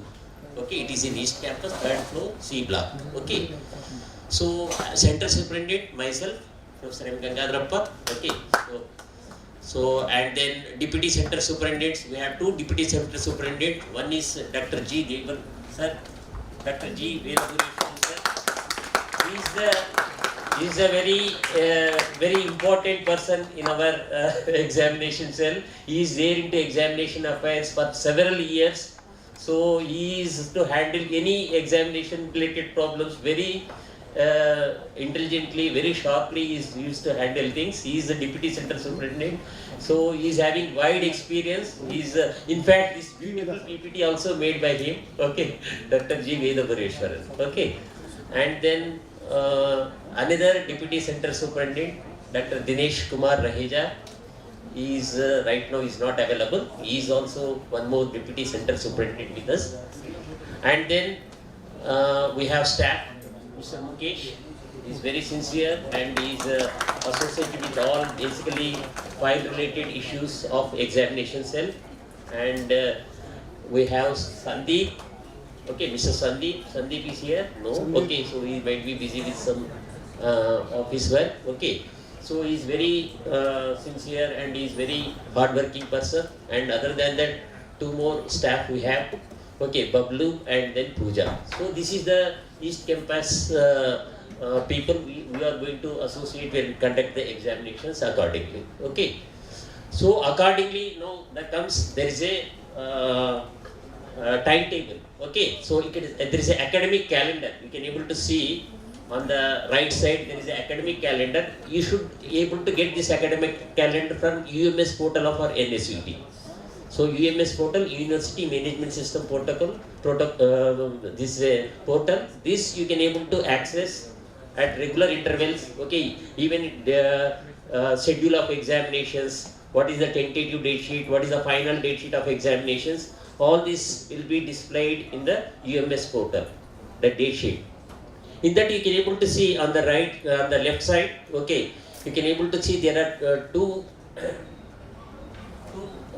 subjects. Okay, one is 2 types of subject. One is theory subject with practical component. Other one is theory subject with tutorial component. Tutorial component have complete theory with tutorials, and theory subject there is one specimen is shown. Okay, which is a table.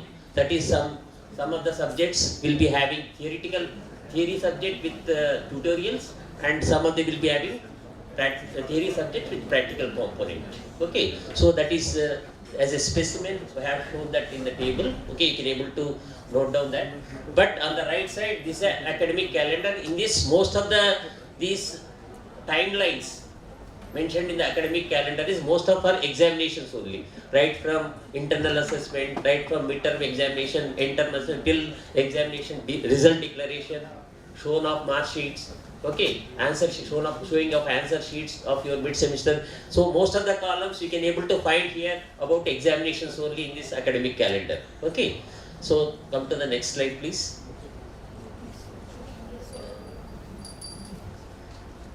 Okay, so the evaluation scheme, now it is very important. What is this evaluation? To evaluate your intelligence. Okay, that is basically the examination process. So we have continuous assessment for 30 marks. That is, it is in the control of subject teacher. He is going to assess you over the entire semester, and he will going to give you, award you marks out of 30. Okay, and there will be mid semester. There are 2 university examinations other than this continuous assessment, which is for 30 marks. There are 2 examinations. One is mid semester examination for 20 marks and end semester examination for 50 marks. Okay, so the date sheets are given. You can find the arrow mark. Okay, so in that there will be mid semester examinations. It is all mentioned in the already it is a academic calendar of this current semester only for first year students. So it is already, you can plan your exams, study your exams accordingly. So after teaching of almost 1.5 months, so your exams are mid semester is going to be conducted from 21st September to 29th September. Okay, so and then end semester will be from, both arrow marks will be shown. So your semester is hardly going to be ended by within 4.5 months. So you prepare for that. Within that you have to go through continuous assessment, mid semester examination, end semester examination, all these things. Okay, so you must be familiar about this thing. Okay, so always stick to your academic calendar unless otherwise there is any exceptional things. Otherwise this academic calendar will be finalized. So it is not going to be changed. Okay, so that keep that in your mind. Okay, and then next. Okay, so all dates, that's what we have written, all dates are finalized and published in the academic calendar. It is written. Okay, and then the continuous assessment of total 2 tests. Again there is a continuous assessment for 30 marks. I have told initially. So that is, there is again 2 class tests or practical tests. That is also dates were provided. The first one is 7th April to 7th September to 11th September. Second tutorial practical based again from 2/11 to 6/11. So all these dates are mentioned in the academic calendar. So you should be very particular about these dates of mid-semester examinations and then end semester examination, continuous assessment examinations. Okay. So this also showed. Okay. And next slide, please. Okay. Just I am talking about now duration of exam. Other than continuous assessment, I am going to talk about. Okay, continuous assessment is anyway it's some class test or practical test based within a class hours and within practical lab hours. But for mid-semester examination, 20 marks. So which will be held. Already I told that some 21st September. Okay. So it will be held from 21st September, which is 1.5 hour examination. Okay. So 1 hour 30 minutes per each exam. Okay, end semester will be 50 marks, duration will be for 3 hours. So continuous assessment already I had told. Okay, so exams happen along with regular classes and lab hours. For practicals, lab hours. For tutorials, it is during regular classes. There might be class test will be taken by the subject teacher. Okay. So next please, exams at NSVT. So it's very important is before start of examinations, there will be two things. One is basically your attendance is, if it is 75%, your admit card will be more than 75% in each subject, not overall subjects, not over entire, all subjects of your semester. Every subject you should have 75% attendance. Based upon that, the admit card will be issued for mid-semester as well as end semester. So, number 1 written admit card for mid-semester, number 2 admit card for end semester. These admit cards must be downloaded by the NSVT, that is UMN login. You will get login, every student will get UMS portal login with user ID and password. You can download the admit card and you have to come with admit card to the examination hall. All of you remember that. So generally, some of the students will be not bringing, then he will be late for the exam and all several problems we had to face. Okay, so your time will be lapsed. Okay, so come with admit card, that is mandatory, which you have to be downloaded by the downloaded from the UMS portal with your login ID and password. So before the start of examination. So when the admit card will be appear for the students, if the student is having attendance 75% above in that particular subject, that you have to remember. Okay. So student without admit card, that's what already told. Okay. And then admit card for mid semester is not valid for end semester. So you have to take separate, and even admit card for previous semester cannot be valid for, because the admit card will be based upon the attendance. Previous, again end semester, the attendance component will come into the picture. So that you have to take into. And there will be general instructions for the students. Okay. So general instructions for the student must get seated in the examination hall, must be seated in the examination hall before 20 minutes. Remember that you have to sit well before in the examination hall. Okay. And no student will be enter into the examination hall once the exam starts. Suppose that the 10 o'clock is the exam starts. So you are telling that just I am 1 minute later, please allow. 1 minute also it will be, you are late by 1 minute also it is not, you are not allowed to enter the examination hall. 10 o'clock means 10 o'clock, because what is the right time actually? Right time is 20 minutes before that. So if you are late by 1 minute means 20 plus 1, 20 minutes, 21 minutes you are late. You are not late by 1 minute. So don't think in that angle that I am just late by 1 minute if the exam starts as 10 minutes, because the first column it's a red line with red fonts, it is shown that red color fonts. So you have to be there in the examination hall before 20 minutes the commencement of examination. And students without admit card and ID proof are not allowed to give examination under any circumstances. Okay. So unfair means, you have to avoid unfair means. I will start it with what is the examination process to map your intelligence into numbers. So don't map your intelligence in an unfair way. Okay, unethical means. Okay, you should not indulge in any unfair means. You should not bring any smartwatches, mobiles, Okay, so ensure that any unfair means which is written in your admit card. When you download the admit card, go through the instructions. In that instructions, everything will be provided to you. Okay, so read those instructions and follow those instructions meticulously. Okay. So no student will be allowed in the examination for if it's a 3 hours exam. First 1 hour you will not be allowed for any washrooms, and last 30 minutes you will not allowed for any washroom. Okay. So, and answer sheet submission period also, first if it is a 3 hours exam, half of the time you must sit in the examination hall. So if it is 3 hours examination, 1.5 hour presence must be mandatory.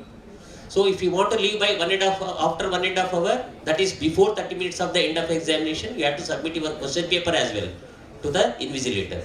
Okay. So next slide is okay. So on account of shortage of attendance, this bit I have already explained. Okay. So there will be detention list which is prepared by Dean Academics. Okay. So academic cell, as Professor Vishal Gupta already told that there will be detention list. Okay. So and then it will be published in the UMS portal. So you are detained in the subject, you cannot able to give the exam, everything will be mentioned. Okay.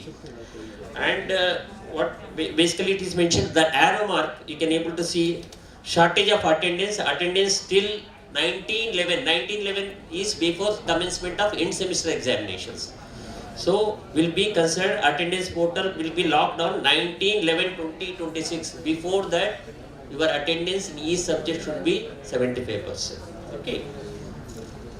Students will be detained in that detained as per subject wise, not for entire semester. Okay. So suppose in the entire semester only in one subject you are detained, less than 75%, only one subject you cannot able to give, remaining all other exams of that particular semester you can appear.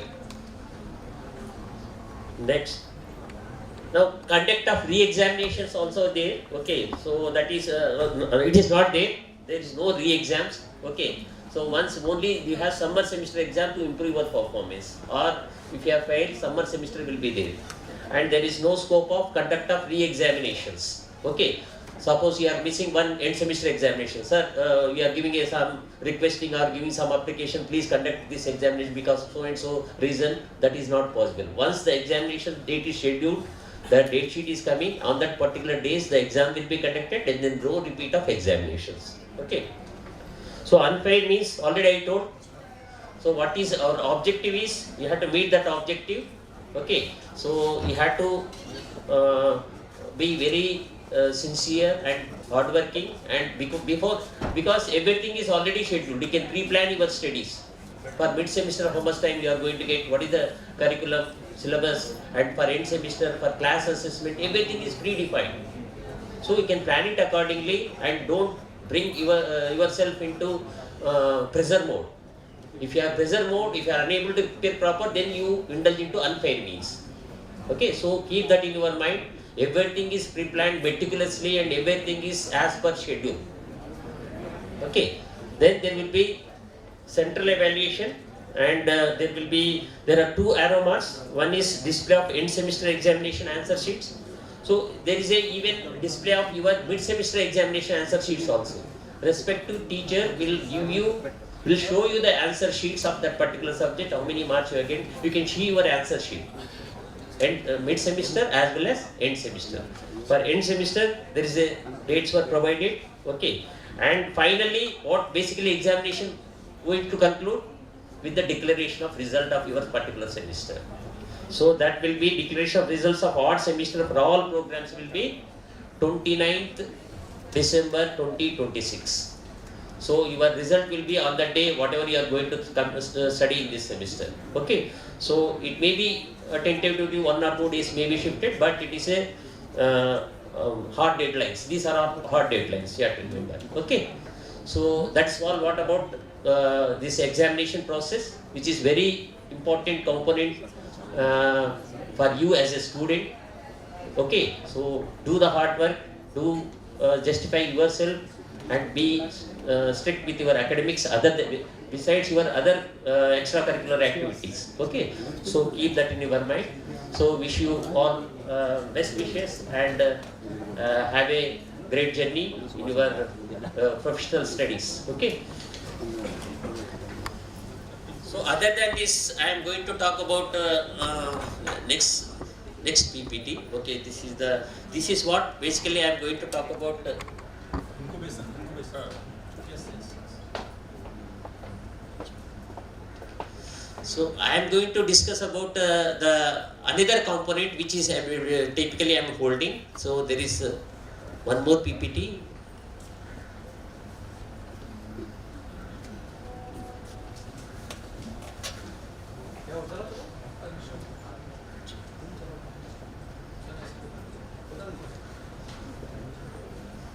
So okay, so we have AICTR Incubation Research Foundation. So what is incubation? You heard about incubation. What is the general meaning of this dictionary meaning of incubation generally? To provide some conducive environment, atmosphere to grow yourself, okay, to grow in a faster mode and then flourish yourself, okay. So suppose a parent bird sits on its own eggs, okay, and then to get it warm until hatch, okay. So that means it is providing some conducive atmosphere so that the eggs can be hatched, okay. So like that, even your home is also some incubation. Your parents are taking care of you so that you can able to do excel and you can able to flourish, develop yourself. You can able to do great things, okay. Your parents are taking care. That is also incubation. Home is also incubation center. But our university is having some AICTR IRF incubation center to promote innovation and research. That is the purpose. We have AICTR IRF. AICTR is our older name before it is becoming NSUT East Campus. We are AICTR, Ambedkar Institute of Advanced Communication Technologies and Research, and IRF means Incubation Research Foundation. So it is founded in 2017. Okay. So what is the key objectives of incubation center is to promote the culture of innovation among the students. So students are normally very sharp, okay, and they can have some innovative ideas. Those innovative ideas can be nurtured, okay, and then motivated, and to become the students can become entrepreneurs. So what is the objective of this incubation center is to make you, rather than job seekers, you can able to create your own job, create your own employment, create your own startup. You can able to establish. You can create your own company. Okay, you can become entrepreneur. Okay, so that is the overall ultimate objective. So how we are going to help incubation center? How it is going to help? To provide funding, mentorship, and then infrastructure. Okay, so what are the main problems for any student who would like to set up a startup company with their own ideas? What is the problems are typically going to face? There will be financial issues, and there will be, you need some space to set up your company, and at the same time you need some motivation, you need some mentorship. So how to proceed, how to create my ideas can be converted into some real-time business, how I can able to convert it to, all those things will be taken care by our incubation cell. So ultimately to bridge the gap between academic innovation and real-world problems. Next. So there are stages of incubation. Okay, how basically you can become incubate, or you can able to establish your own startup. Okay, there is a pitch part we used to conduct regularly. So, but that pitch is served as a launch pad for students to present their startup ideas and pitch decks. Okay, so there will be expert panel from outside also, and then directors also part of that expert panel. So going to select the promising ideas, those having a scope of profitable business venture. So based upon that, the team, actually the expert team will select the students' innovation ideas which can be converted into a possibility of converting into business ideas. So in that pitch part, students can apply, it will be advertised, it will be widely circulated to the students, Okay, students can apply if you have some innovative ideas. You can able to fill that form. Okay, online form, sometimes even physical form, and you can able to submit your ideas. So then there will be presentation in the space park, and then you can able to present your ideas. And then so those better ideas will be pre-incubated first. There will be pre-incubation agreement. Okay. So and then we will providing some basic facilities for pre-incubation, and then there will be review also. Startup will be reviewed. So some periodical review is there. Okay, every 3 months or 4 months there will be a review of the startups. So you have to show your work, what progress you have made in that your startup work, what company you are going to establish. The student will be the director of that company. Okay, student has to register as a in MCA, Ministry of Corporate Affairs. You have to register yourself as a director of particulars. You will name some company, so that particular name will be registered in the Ministry of Corporate Affairs, and you will be the students or group of students will be the directors of that particular startup company. Okay. So then finally we are going to incubate. Okay, so based upon the market viable product, MVP it is written. Market viable product means some basic product you are going to design based upon your business idea. If it is viable and it is a profit earning, then we are going to incubate even financially. Financial support will be given to you so that your company can grow and your company can meet your this financial deadlines. Okay, so like that, basically benefits of incubation. There are several benefits. Just go through it fast. Okay, already it is little bit late, and these are basically reduces startup risk, affordable setup. Affordable setup means you will get all the setup within the university itself, even with the office also for your company. Office space also you will get. Okay. And at subsidized rates or in some cases we will give free space also will be allocated to you for your particular company. So accelerated growth. Okay. So because of mentorship and all, we will provide. Based upon that, you can grow your ideas, you can nurture your ideas, you can able to do best things for your dream company. Okay. So investor access and learning opportunities, and then builds confidence and network. These are some of the vital these things. Some of the startups, just mention some of the startups and the work profiles. Upright Care India Private Limited to make smart blind check with GPS tracker. Okay, and at affordable price to the blind and deaf people. Okay, this is one of the startup company. Right now working with, these are the students created startup company. Okay, students are directors of this particular company. Even some main campus students are also working with us in East Campus. Okay, so those are also directors of this particular company. Okay, and then Dragonfly. Okay, this is again one of the startup company. Design of AI drones to gather thermal and visual data, detecting air pollution sources like water, waste burning and road dust. Okay, so this even this pollution collected data with the help of drones. Okay, with the help of drones is going to be, they have a tie-up with the pollution department of Delhi. Some of the students are working on this company. They created their own company, Dragonfly. Company name is Dragonfly. So these students are doing wonders by with their own innovative ideas, and then they are exploring their talent with the help of with a startup company. Okay.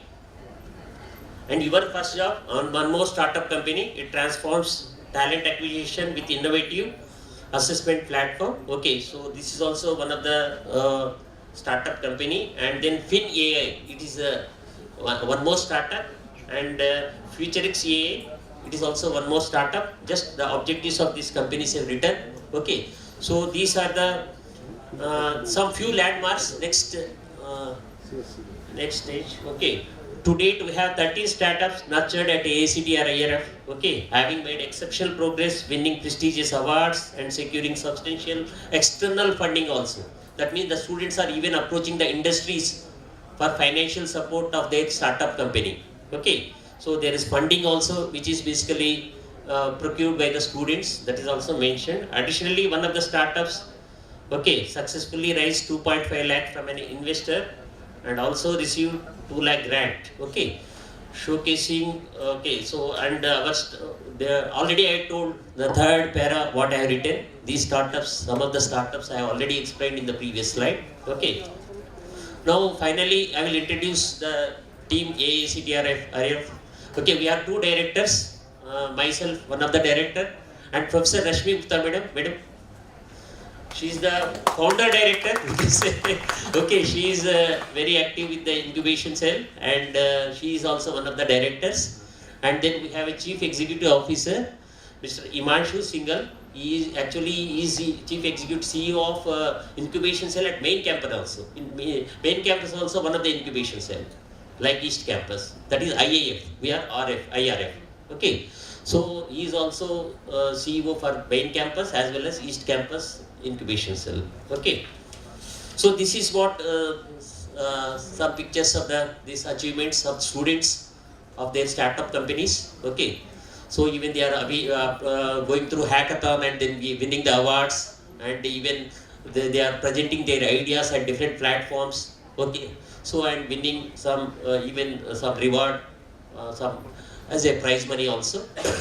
Okay, so this is all about AACTR IRF incubation research. But this is some students who is having really innovative ideas. They can grow, they can establish their company. Then we are going to incubate further. We are going to provide that atmosphere. You can able to grow and you can able to give wings to your ideas. You can give wings. Okay, so that is the thing. Okay, and then next. Okay, it is over. Okay. So thanks and best wishes to all of you. Okay, congratulations on getting admitted in NSUT East Campus. Okay, all the best.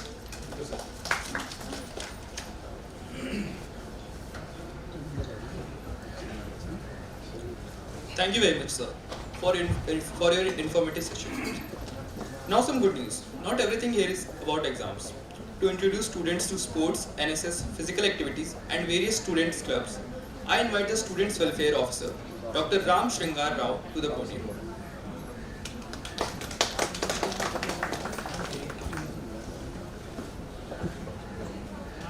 Hello. Thank you for inviting me here. Good afternoon, everyone. We present here. काफ़ी देर से बैठे हैं आप। सबसे पहले तो patience के साथ में जो आप इतनी इंफॉर्मेटिव इंफॉर्मेशंस बच्चे हमारे जो स्टूडेंट्स नए यहाँ पे आए हैं वो लर्न कर रहे हैं, इंफॉर्मेशंस को गैदर कर रहे हैं, साथ साथ में प्राउड पेरेंट्स भी हैं। आप सबको मैं बहुत बहुत धन्यवाद देता हूँ कि patiently you are listening everything here provided by our dignitaries. एक सेक्शन जो बहुत इम्पोर्टेंट होता है किसी भी इंस्टीट्यूट का, that is students welfare section. थोड़ा सा उसके बारे में मैं आपको इंट्रोड्यूस करना चाहूँगा है। So on behalf of NSUT East Campus, first I would like to welcome you all. Thanks to Honorable Vice Chancellor sir, Honorable Director, for giving me opportunity to conduct this whole orientation program at our East Campus. First, I would like to welcome all of you and our dignitaries on the dais. चूँकि अभी classes भी चल रही हैं parallel में, senior बच्चों की classes चल रही हैं, so most of our faculty members they are involved their classes. तो बहुत सारे जो हमारे साथ स्टेज पे बैठे थे, they have left for their classes also, so classes is going on. So but जो भी प्रेजेंट हमारे हैं यहाँ पे, मैं उनको भी वेलकम करता हूँ। Gangadharappa sir on the stage, professor Rashmi Gupta madam, Professor Vishal Gupta ji, Professor Nanne Sahab, Professor Santanu Das ji, other staff members, all the PhD students, basically they are here to organize these sessions very successfully. All the volunteers and all the newly admitted students and their proud parents. I once again welcome to all of you.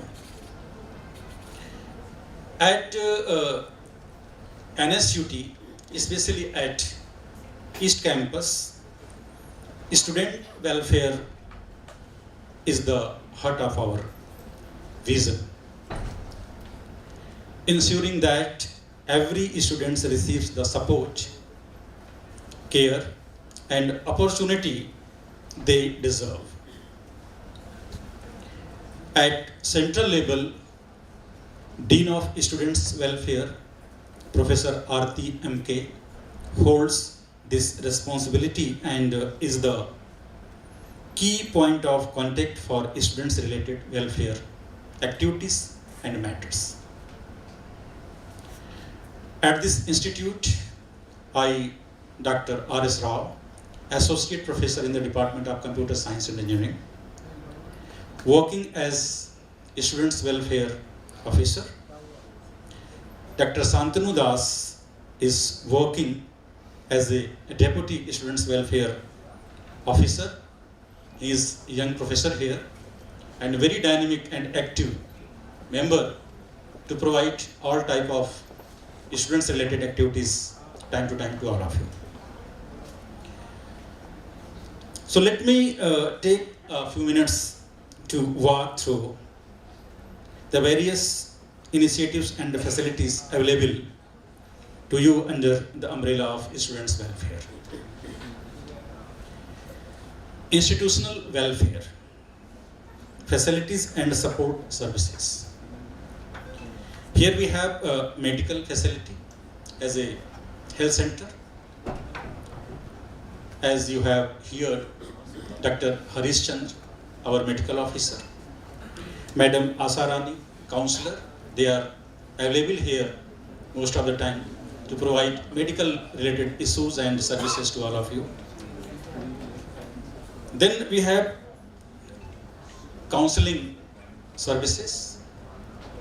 Madam Asarani is the counselor who is here for supporting mental health related issues and problems. So every time this service is available through our health center cell. Then we have a special cell, SC, ST and OBC, women and a PWD cell also. For providing all the SC, ST, OBC, women and PWD related issues and problems and activities related to scholarship and etc. So this special cell is there under this students welfare umbrella. Then we have students life and co-curriculum engagement section. College life is not just about the academic, it is also about discovering your passions and talents. At NSUT, you will find a thriving culture of students run clubs and societies in various fields. First, here we have cultural clubs having different societies like Aswamed for Drama Society, Crescendo, the Music Society, Miraz, the Western Dance and the Classical Dance, Crew and Society, Canvas, Fine Arts Society. So these are the under cultural clubs. Then we have technical societies like Drone Club, AI and ML Society, and Algorithm Society. These are the some societies under technical societies. Then we have literary and social clubs including Junoon for photography, DAPSOC, Debating Society. Then we have Prayas for social welfare, Poetry Club for poetry and speeches. So these are the societies, specific societies which are existing at main campus as well as East campus, for providing different type of cultural, technical, and social services, societies, activities to the student. Then here we have some incentive and financial assistance under the students' welfare umbrella. We understand that financial challenges should never be a barrier to the quality education. Our university offers the Chhatra Vrittiya Sahayata Evam Prosahan course CBSPK, which includes Talent Incentive Scheme. This scheme is for those students who are the toppers, those who have having highest score in their examinations. So for this talent scheme is there. CBSPK Talent Incentive Scheme is there to provide a scholarship for you.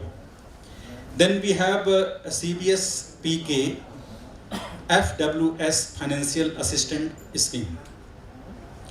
This scheme incentive is to provide financial assistance to financially weaker section of the society, basically weaker section students who could not receive financial support under the merit cum means scholarship.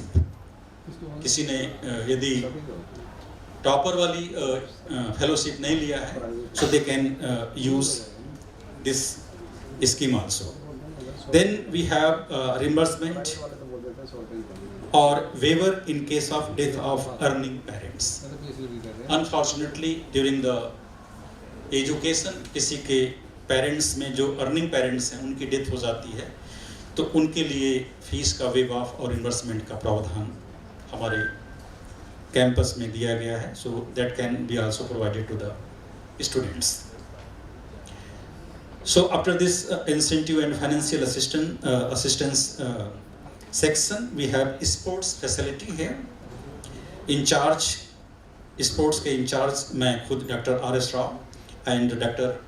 Santanu Das. He is the deputy in charge for sports activity. In sports activity, we have a gymnasium in our campus that is also under process. Some work is going on. We have one basketball court, volleyball court, playground for cricket, football, athletes, and indoor games also. We are providing table tennis, chess, carom, and other activity in the indoor games. Then we have other activity, NSS section, cell, National Service Scheme cell, under at this East campus as well as the main campus also. NSS के हमारे in charge doctor Shantanu दास deputy in charge हैं, मैं उसका in charge हूँ. Under this cell, generally we are providing different type of social activity related services like blood donation camps, tree plantation drives, health and hygiene awareness, disaster relief efforts, Nasha Mukti Bharat campaign, celebration of national events, celebration of different type of national events and different type of social activities generally we perform under this cell, National Service Scheme NSS. So these are the many activities we are providing to the students, and this is the main section of our campus where you can feel free to opt all these services and enjoy physically your life basically. In the last, I urge all of you to go with these opportunity to maximize the potential of available opportunities, focus on proactive preparation, strategic networking, and continuous learning. Clarify your goals, assess your skills, and be open to new experiences. Whether it is academics, sports, arts, or social service, NSUT is your platform to learn, grow, and lead. And always remember, the Office of the Dean of Students' Welfare is here to guide and support you at every level of your journey during the education at NSUT East Campus. So once again, welcome to all of you, both newly admitted students and their proud parents. Wishing you and enriching and a memorable experience ahead. Thanks a lot. Thank you very much.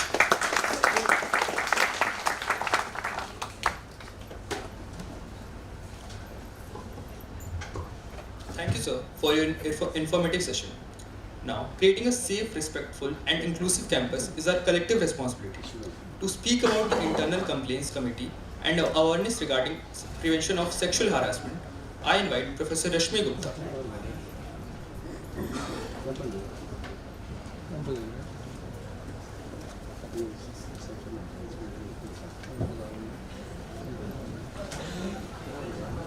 Yeah, good afternoon. Once again, I am here. So, Internal Complaint Committee.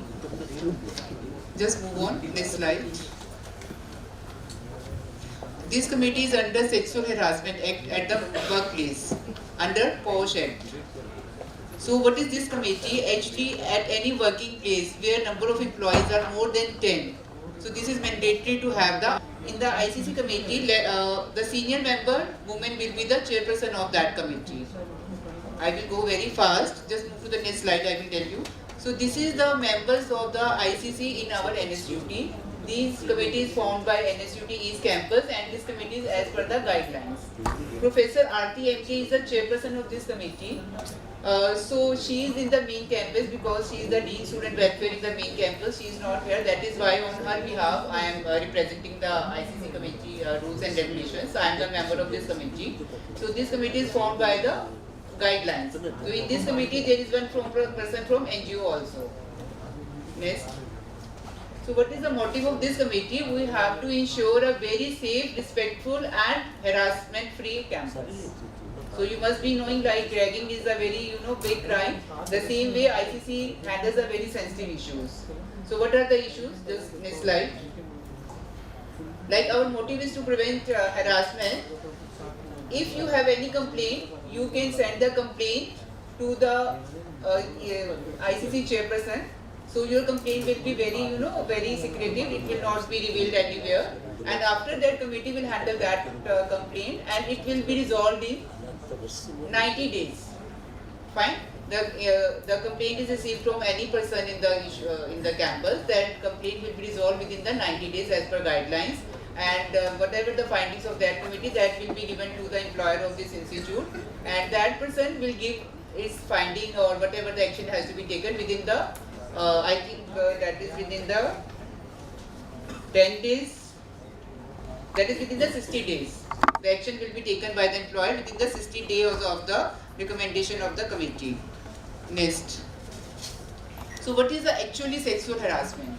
So this is a very sensitive issue. If something happens wrong with anyone, you can file a complaint to the ICC committee. So zero tolerance should be there for any sensitive issue. So what is the sexual harassment? Like any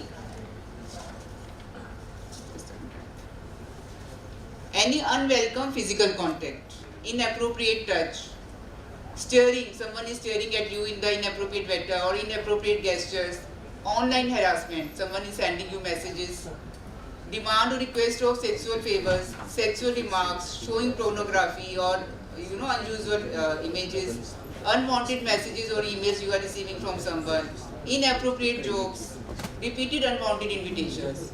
So these are the some things which I have mentioned here, which comes under the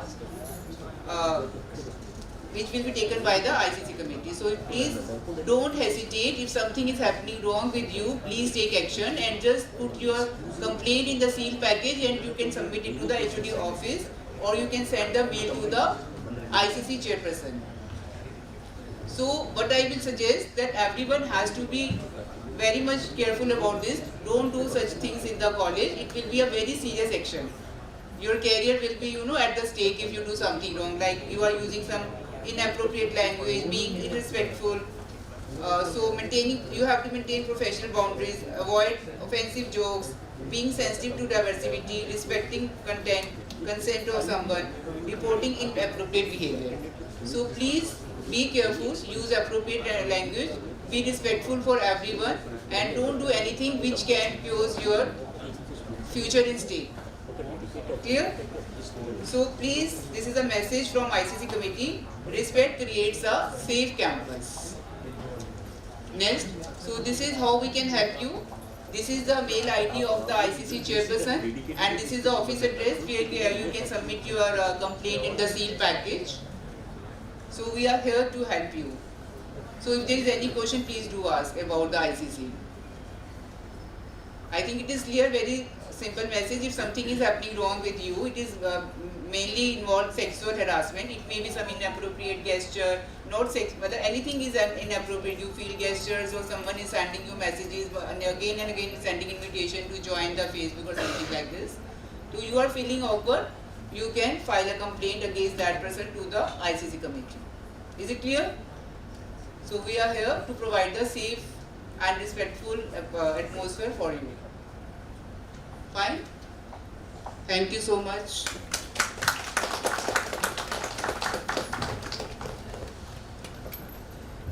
Thank you, ma'am. That brings us to the most important item on today's agenda, lunch. Student, parents, faculty, please head out to the skill center from the back door.